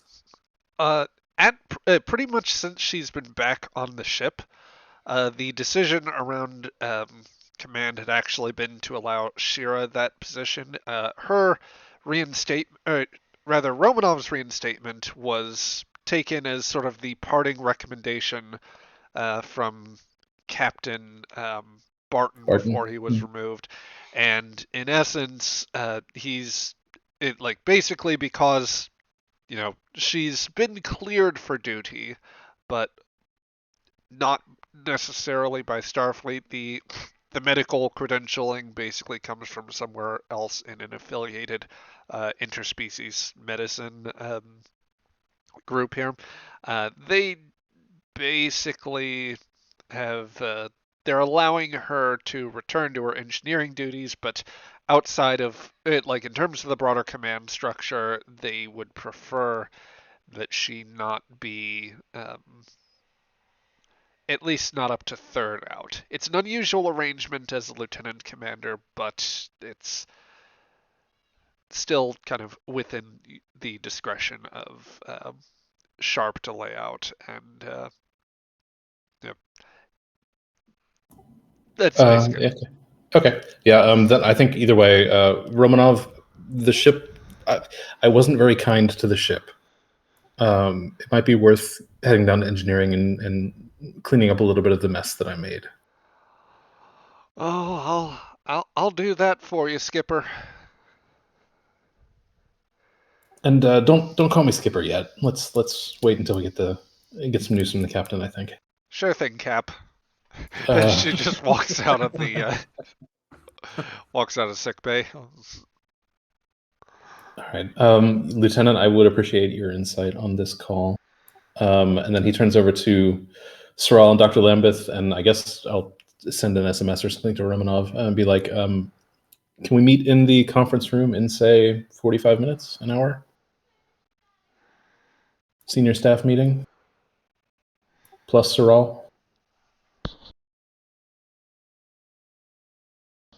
Also, there's that unconscious guy over there. Oh yeah, what's up with him? What's his story? He's a. Sorry, what species was he again? So he appeared to be you- it was secretly a Malurian, a reptilian type species. That was attempting to disguise himself as a Mazarite.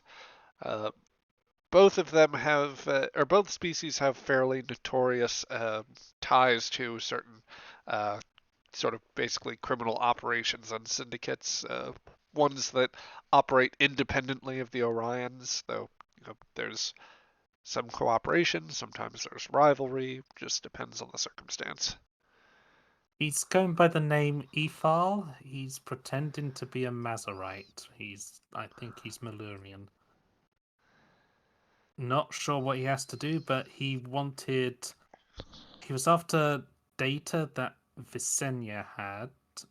Visenya destroyed the little data card, but I think she's still got that data either on her ship or in her head.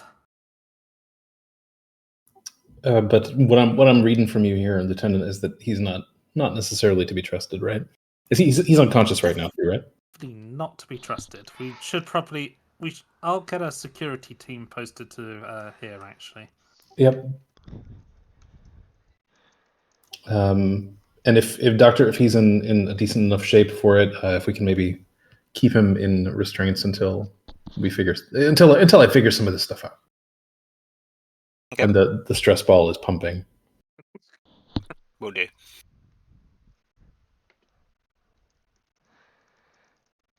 Okay. Yeah, I'm out of character. I think I'm good. Okay, so a message will be with that. A message will be sent along, and basically, the eventual reply that you will get back would be stand by for real time link. Bring senior staff. So you will have a guest for that eventual meeting. Okay. All right. Before we leave with the Aegis crew for a little while, is there anything that anyone else would want to try and do? So you do indeed have the disguised Malurian in the medical bay if you want to try and ask any questions there. There are like varied other approaches you could take. Or rather, there are other options that you might take. I can say for her part, Romanov is going to work on start restoring the ship's power and just generally make sure systems are coming or are back to full functionality. But if anyone else has anything they want to do, characters they want to interact with, just want to leave it open.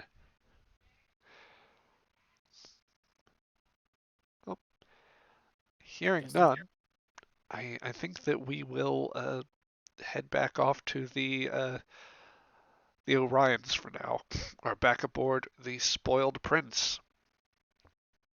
So, some time is going to elapse aboard the Spoiled Prince as you put distance between, frankly, any ship, be it Earth, Rigelian, Nausicaan, anything else. You are pretty much free and clear, and after such a time that Visenia feels confident in the situation, she's going to reduce the um, basically the informal sort of alert status that's going on, and she's going to take some time to herself. So you are both you, Dylan, and Eddie are invited to kind of settle in a bit. She showcases areas where there's actually quite considerable amounts of food that she can afford to be a little more generous on rationing now that she doesn't have quite as much of a crew. There's probably maybe half a dozen other members of Orions that are on board, most in engineering and some at the bridge stations. Deshawn, none of this really makes sense to you, but she's laid out what appears to be a feast before you, so I guess eat while the eating's good.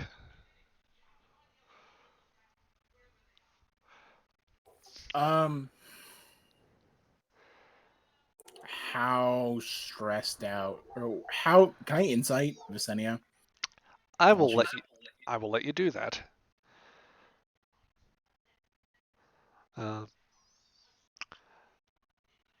Let's call this insight and command.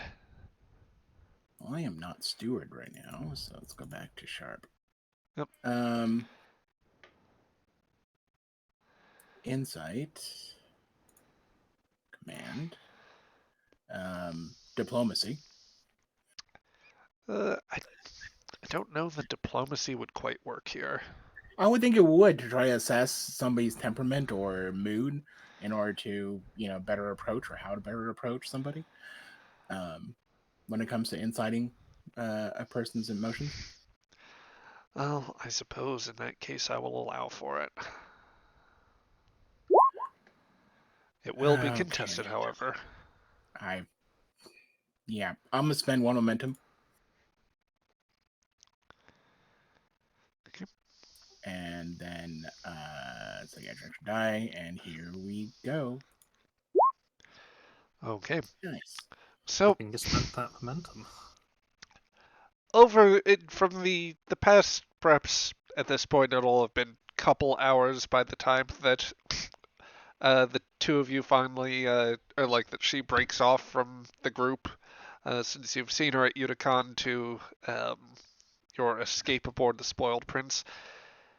It's become pretty clear that she definitely felt a bit more heat than she was expecting, and it's a bit of a struggle to adapt. It seems as though most may not have made it back to the ship, and she's kind of pondering those next moves, and she's got a lot of variables probably spinning around her head. But she is just adapting as best she can in the situation and putting forward a very brave face. So that is the same sentiment that she's going to have, with greater emphasis on the putting forward the best face possible when we get to the scene that we are currently setting, which happens sometime later in basically a sort of improvised lounge and galley type area. Yeah. How, when she looks at me, how is she feeling? Well, she does greet you with a smile, and as I imagine, Dylan and Deshawn are in the background, just at least would it be fair to say that for Deshawn's part, he's just chowing down at this point? You there, Felix? Oh no, I'm double muted. He's keeping an eye on everyone and keeping the weapon close, kind of like, since he literally doesn't really know what's happening. Fair enough. Yeah. So the while other members of the crew may be on edge, for those that are down here, Deshawn definitely definitely seems to be alert. Um, there's been no success communicating with him to this point. I won't speak for Drone here, so I'll imagine from previous characterization, Dylan could be in any number of emotional states at this moment. But your immediate attention being drawn to Visenia shows that she's maybe not entirely sure what to make of you yet, Sharp, but she seems a little more relaxed around you. And she will come down and join you in the lounge when she has the moment to do so. All right, Dylan, how good are you with? I believe that Drone is actually away at the moment. No, I'm here. I'm here. Oh, Right. my mistake. Yeah. Well, I'm not at the couch yet, right? Like Vicinia's not here yet, right? I can pull Visenia back out before we start off that part of the scene proper. So Yeah. She'll just look over, like lean her head back. She's relaxing pretty comfortably on the deck or on the couch. And she leans her head back, looks over at Dylan. Dylan, how good are you with languages, Xeno languages? I mean, Dylan can barely speak English, Captain. Huh, great. All right. I guess the two of us can try to work out how better to communicate with our new friend. I heard a trick back on Earth. If you just talk real loud and real slow. It's a tried and true method. A little offensive, but it works eventually. it's also probably UESPA diplomatic training of the era if Archer's anything to go off of.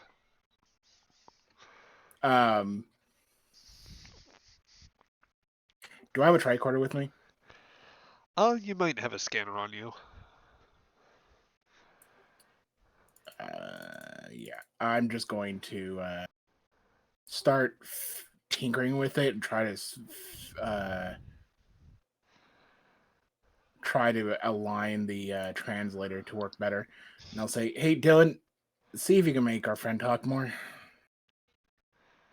I look over at the guy who's I presume he's eating still, and I imagine we're on opposite sides of the buffet table where the spread is laid out. And It's keeping an eye on everyone.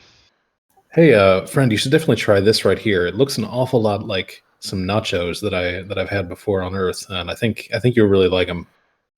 What do you like nachos? What about other snack foods? What about this thing over here? And he points to like a fried pickle or something. Anything? No. Fried pickle that's painted purple. Yeah, it's like glowing. He looks glowing. He looks to the glowing pickle, looks to you, says something intelligible or non-intelligible. Grabs it, takes a bite, like starts to chew and spits it out immediately. So is that good or bad? Help me out, friend. Gotta And work with me here. he says something to you, and he probably does not look happy. I look. There might be accusations in that face. I look back at the captain to see if she got anything on the scanner while I like absently pick up one of the glowing pickles and like I'm gonna try one.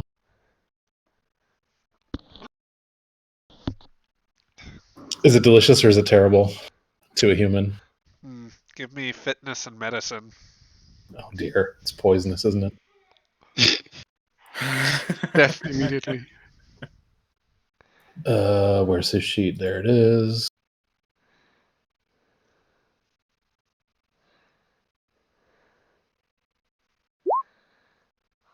Oh no.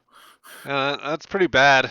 It's super bitter, and like the consistency on the inside is you'd expect something kind of like with a slight crunch, but also a bit of juice inside.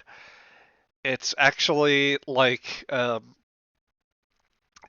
the flesh is it's kind of like eggplant insofar as like it has a super rubbery feel, so you get not just the feel of like your teeth not being able to fully get a connection with it, but like you hear it kind of sliding around.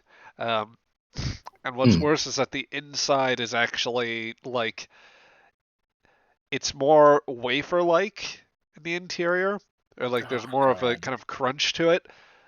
It's not sweet though. It is exceptionally bitter. He very coolly brings a hand up to his mouth and just sort of palms the mouthful of food.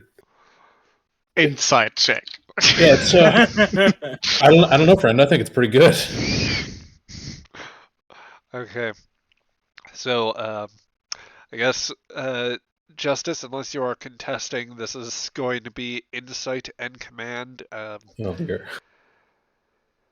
Uh, Botch it and make a thing he really likes it. I Hey, don't think Mikey. I can make either martial arts or hazardous environments Yeah. as a focus. That's a stretched argument. Yeah. Okay. Oh, I clicked on the right sheet, but I had the wrong character selected. So Fair Were we enough. both, were we both doing it? Sorry. You may contest with presence and command here. I really need to give Chief Justice more Yeah. presence. I'm spending 1 point of threat to increase your complication range by 1. I pushed the button, but it didn't do anything. Let me try again. Oh. Now it happened twice. Okay. I'll take the second roll. So that will you will earn back 2 points of momentum. Yeah, you may not understand this man, Deshawn, but he is not persuasive in the slightest. So I realized that he spit it out as well, and Yep. is not happy about it. Yep. He looks at you for a moment, and then he kind of reaches over the table, just like slaps you on the shoulder, and says something to you. All right. I'm gonna take that as a good thing, buddy, and I give him a big thumbs up. Ooh, we should have done that. That is a death challenge in my species. How's my adjusting the translator going? Give me control and this would be control and engineering. Oh wow, not science. Okay. Mm-hmm. All right. I suppose you got a point. Science might could apply here, but with communications, it kind of varies a bit in terms of the discipline there. So I'm going to give you well. Tell you what, I will give you. I'm going to call this a happy medium here, and I'm going to set this to a difficulty of 4 here. Ooh boy, that is a lot. Okay. This is not an easy task.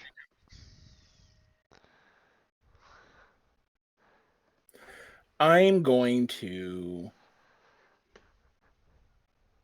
This is not the right time, Nose. I feel like sneezing right now.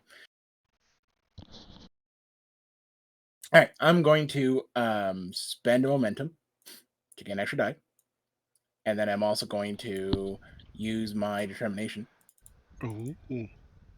because I at least want. I demand to talk to this man. I demand to talk to this man. Because otherwise, I'm not gonna get. Well, I guess I could if I rolled a 1, but it'd be impossible otherwise.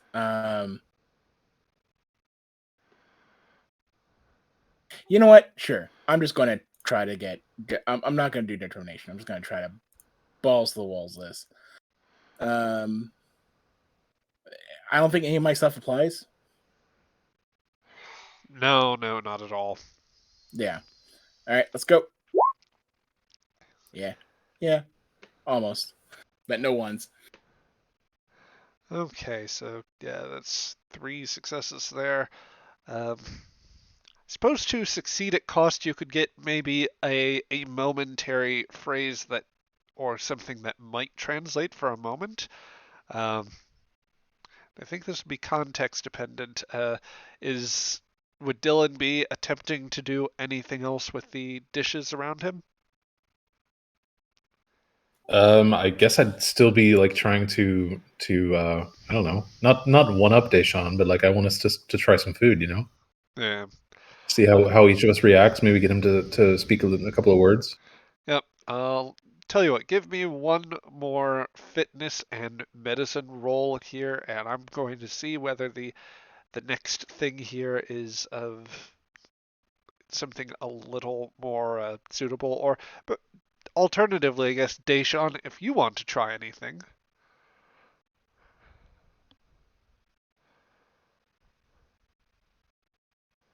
I mean, he is perfectly willing to talk, and he will. But it's like I think at this point he has accepted that people just don't understand him, Uh, and whatever languages he speak does not seem to help as well. yeah. I guess so. Um, yeah, I'm not sure how I can drive this without technology. Um, Yeah. not sure how to drive that forward from my end. Fair enough. In that case, Chief, just give me one more fitness and medicine roll there, and let's see. Uh, you find something marginally more agreeable. It's maybe a little bit spicy relative to what you were doing. Okay, I mean, I'll Deshaun grab. seems on board. Just like not exactly like a contest, but like trying stuff and seeing how the other reacts. He's on board. Yep. Deshaun, give me one roll, and I'll spend a point of threat to increase your complication range here. I foresee a lot of bonding over food with these two Would side characters. would hazardous environment apply to this test? I don't think so, unfortunately. Shame. Can't wait for them to meet a lot. So Yeah. Uh, yeah, it's fairly spicy. Your eyes actually water a bit at the consumption of it. Um, maybe there's a cough or two in there as well. Yeah, absolutely. He's like, that's this typical. This is spicier than I expected. Cough. Yep. And is just throwing another phrase at you between coughs. Yeah.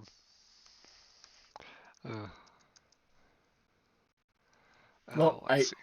almost got that. This is I was attempting to copy the one that might be most useful if this is the one thing that comes through, but I know what I'm saying. okay.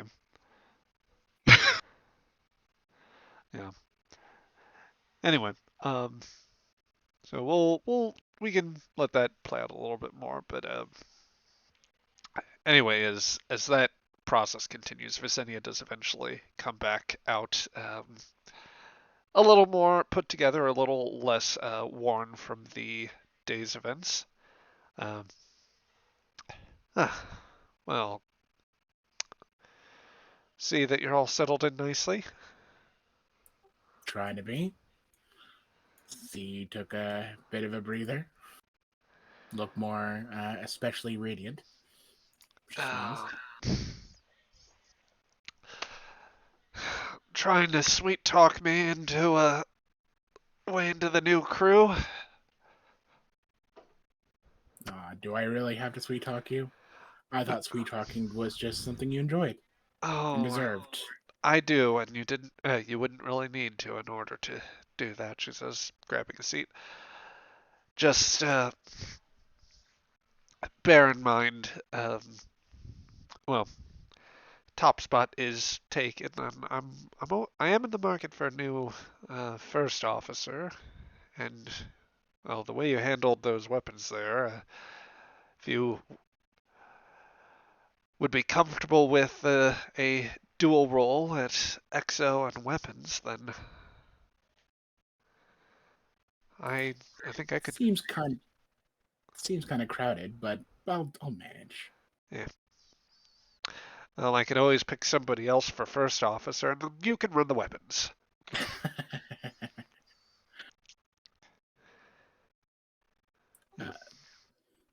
So, What was that all about? So the Orion woman, she will have a seat, just kind of stretch out a little bit, first from her arms, placing them behind her back and allowing her fingers to interlock so that they are firmly behind her as she kind of stretches her arms and raises them at an angle before releasing and shaking out her arms. I'll loop her one of her legs with my foot and just like pull her in so that way she can relax her legs on me on Yeah. my lap. She'll raise both of them and just very leisurely sort of uh, kind of lie back a bit. Oh, I don't know what the Rigelians are so concerned with. I mean, I suppose they've been dealing with a fair few problems. The first families have been a little more active than usual. I hear that there's problems with their own star lanes. A lot more Nosk and other organized activity. Uh, I don't know. Things out there are just generally a mess in this part of space. It's like somebody keeps poking the hive, and whatever the underworld element's doing, different the different governments are about to do things 10 times worse. I heard about how the Tellarites actually poked Earth around a little bit, and well, we know how that almost went. Yeah, I lost my job. She says, giving like a more firm look over at Vicinia's direction. Would you know anything about it? About what Earth's doing, not a whole lot, but I mean, what the Tellarites are looking for. oh, I mean, if you really must know, then I certainly know why they would be particularly angry at me, and if we were, well, I know that we would definitely want to avoid crossing their paths right about now, but given that they'd have to hightail it around Earth space, and, well, they're already on a bit of a tense status right now, I don't know if I don't think they'll be quite nimble enough to catch up with us, so that's hardly a concern. I was actually thinking that we might head out a little bit further, oh, say due galactic westward, get away from this area. Now, I hear there's some quite interesting places out there. I've always been meaning to visit this Trill place, and I hear there's a nice little matriarchal kingdom of sorts out in the Valdana system that's always been it sounded a bit There's appealing. There's a smile from her, a slow creeping smile on her face, and then she gets serious. By this point, she's massaging Visonia's feet, like couples do sometimes. But she'll stop and say, Visonia, my wife, my darling, who did you sell the chemosite to? Oh. Now, GM is having a moment. I don't think that you brought. Well, I don't think the chemosite's been properly brought up just yet, has Nope, it? has not. She's going to raise an eyebrow at you towards this in this slight, in this relatively intimate moment. Um, you maybe feel just the slight bit more tension in her muscles. Yeah. When they started harassing me, they started making scans for a certain isotope, one that every Terran knows recently. Kind of bit of a personal matter for us Terrans, even for me. And that's from what they're reacting to. That must be a lot more than just for simple sensor arrays. Not to mention the amount of latinum I saw with your former crew. I really don't think that if it's going to be a threat to anyone, that Earth is going to suffer anything from it. She just like gently. She's not like forcing off, but or like pushing off, but she just gently like just sets down the feet. Really, Visenia, chemosite, enough to be almost weapons grade. Well, I'm not that much of an expert on the matter, but as I understood it, it would still need some refinement before it got anywhere to it. Besides that, it's apparently got quite a few uses. You, with that much chemosite, nobody's that dense, and it's certainly not you. Are you really? She just rubs the bridge of her nose. Have things been really that bad that we're going to weapons? Any trace of the smile on her face just begins to fade off as her face gets deadly stern. I wouldn't say things are that bad right now, but it's about to get a whole lot worse. Everyone around every corner has been feeling some sense of disquiet. There's been a lot of strange things going on lately. Different mercenaries actually having more contracts being bought out. A lot fewer of that work to go around for the remainder, but the fact is that there's a lot of things that are moving, and a lot of people from, suspect a lot of interested parties from some of the states in the area they're getting ready for something far bigger than anything that this area of space has dealt with in some time. And frankly, it hits the Syndicate, the Rigelians, or anyone in this area, I don't want to be here to see what happens when it gets to that. I have had my fill of everything that's gone on in this part of the galaxy. I'm done. Which is what happens when you make these kind of deals, Visenia. I made this deal so that I could get out of this, and so that I might have a chance of finding you and getting you out of it too. Well, I'm here. One way or another, I am here. But I think as much as I feel, given the fact that I've been around you for 14 months, if not longer, and certainly a lot more closer than a lot of other people, that it's going to gnaw at you if we don't get this fixed. What is there to fix? It's done. I don't know where the chemosite is at this point, and it doesn't matter to me. You can't. Okay, she just tilts her head and just gives her more of like a come on, look. You and I can put enough feelers, and we can definitely look for it. And certainly, if we break it down in parts, or maybe somewhere else, even sell it back to the Tellarites, we can make a lot more money that way. Are you? I cannot believe you right now. You want me to take what's left of my crew with this ship and try to spot that down? We have done a lot crazier with less. Okay, crazy is one thing, but trying to mess with the goddamned Imperial Guard is another. I'm not going to try and sneak into whatever. Whoa. She holds up. Andorians? Oh. Whoa.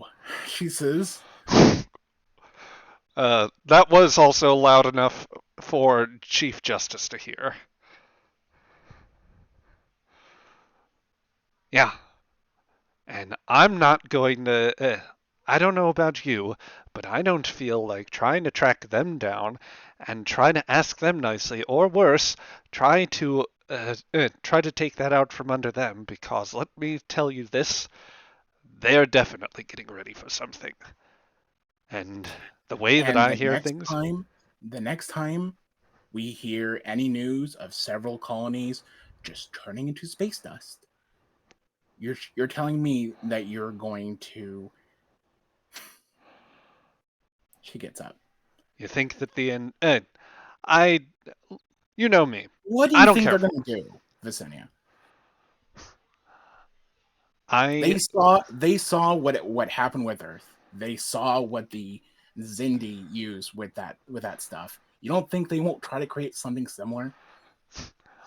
I think I honestly think that so long as so long as they aren't coming after us, I think that I don't think it's really that much of my concern.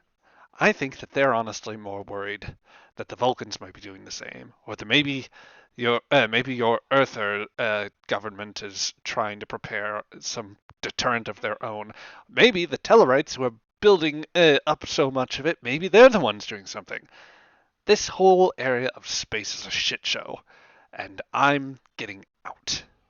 If you want to Then stay back in there, then I'll let's find your shuttle and Vicenium. Let's get out of here, but with a much clearer conscience than we did just to get out. Let's do something actually decent for once. And actually, oh God, she just covers her face and thinks about it for a moment. And there's that glint in her eye, Visenia. You want to get rich? I know somebody who has the money, but doesn't care for it and is willing to pay. she's just going to throw her eyebrows a bit. Come on. She smiles and gives a wicked grin. It's not like they can outpace us anyways if we really push came to shove. Who do you think is possibly capable of doing this? The Terrans, Earth, humans, them. Yeah. They're boring ass. You're joking. You're joking. This is a bad joke, and I'm. Oh, come on. We're not. Think about it. They're all now trying the whole, better society with, we don't care about currency. Fine, we care about currency. I care about currency, don't you? And certainly they don't want to get invaded by the Tellarites, and they certainly don't want the Andorians to have anything close to that weapon. We get rich. We help them out. We just lead them along the way. Maybe shoot our phaser a few times. She's just going to stand up from the couch. Look, you've had a long day. You've had an exciting day. We've had an exciting day. That I know how you get when you've been under fire for a good bit of the day, and when you've committed a handful of murders. It's understandable. Although that last one didn't seem to. We still have our clothes on, so that's a no. No. Well, at this point, they're not coming off, and I'm not. Ooh. Frankly, yeah, I'm gonna let you take a minute to cool down and just relax. Because I know right now, in the heat of the moment, there's a lot going on, and you're not.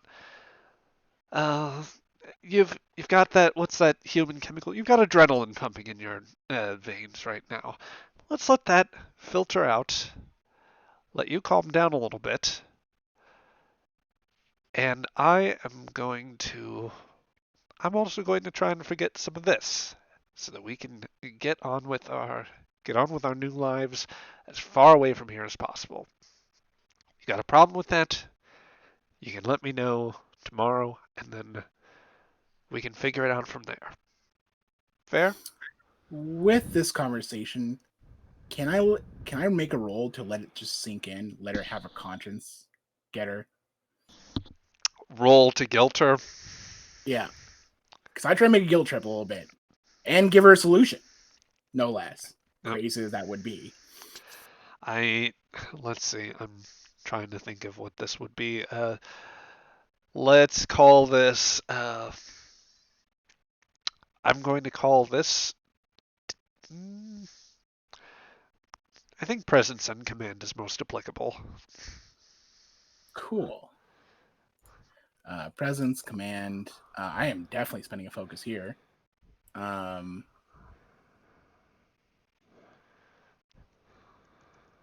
Living through one life, I realize what I've missed. Okay. I will allow for that. Yep. She will be tapping her value of her own. I've earned my freedom many times over. Don't test me.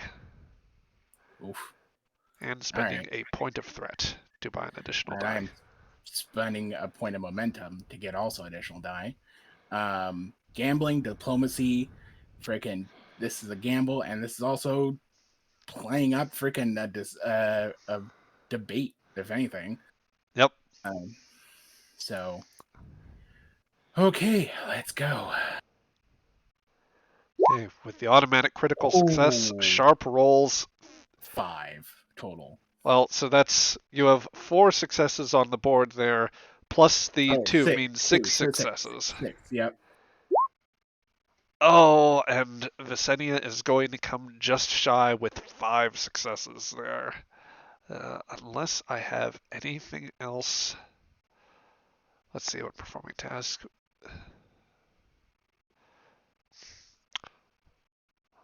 Oh, she does have bold command, so I can re-roll that 1d20 there. She matches, but it's still... She'll stop as she's moving towards you. Or rather, moving out of the compartment.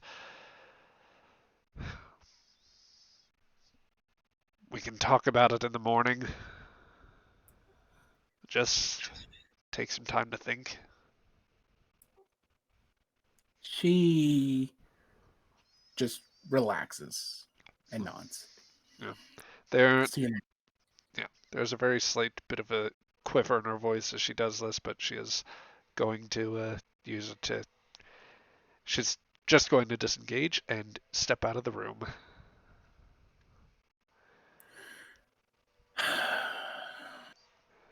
So yeah. At this point, Justice are under Willie D.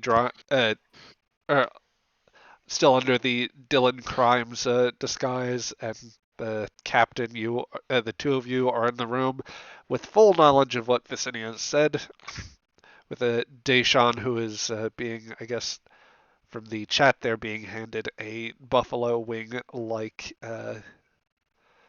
substance. Might be Gormagander, honestly.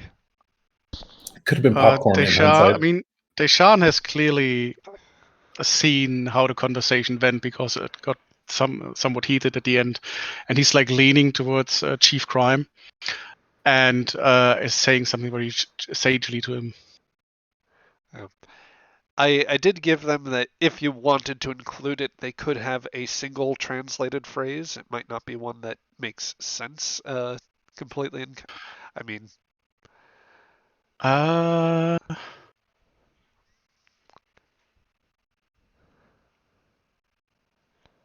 Give me a second. This was the one phrase that I didn't map out. Give me just 1 second. Which way is the bathroom? How do I get to the library? Wait. And there's definitely one. Yeah, okay. Shit. Now I'm on the spot. Now I'm nervous. I'm breaking apart. Fly her apart, then. Do you need a stress ball?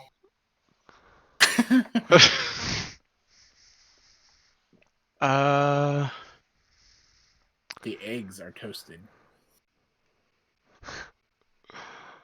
There's a bomb in the lasagna.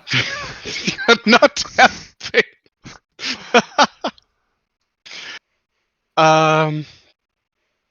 Okay. So I guess like the last couple of seconds, minutes when it got like heated. And I guess even though he didn't understand the words, he kind of like the accusation and the arguing and maybe a bit of pleading just probably went a bit through. And he kind of leans as he walks out. He leans into Chief Justice and just says, "Senrox, tilling his field in the spring." You can say that again, buddy. Senrox, tilling his field in the spring. That's not what I meant, friend. And I think on that note, with the all manner of revelations that have just occurred, I think this is where we close out today's session, and honestly, where I think Scum and Villainy closes out. So we are going to close off here and come back next week with our new episode. And yeah, this is where we are leaving off for the recorded archive. So for those of you that joined us here, thank you for stopping by, thank you for coming back to watch this. We'll be back in another week. If you ever want to catch us live, we air 1 p.m. Eastern Standard Time, 6 p.m. Greenwich Mean Time, and we hope you enjoyed the session. All right, see you around.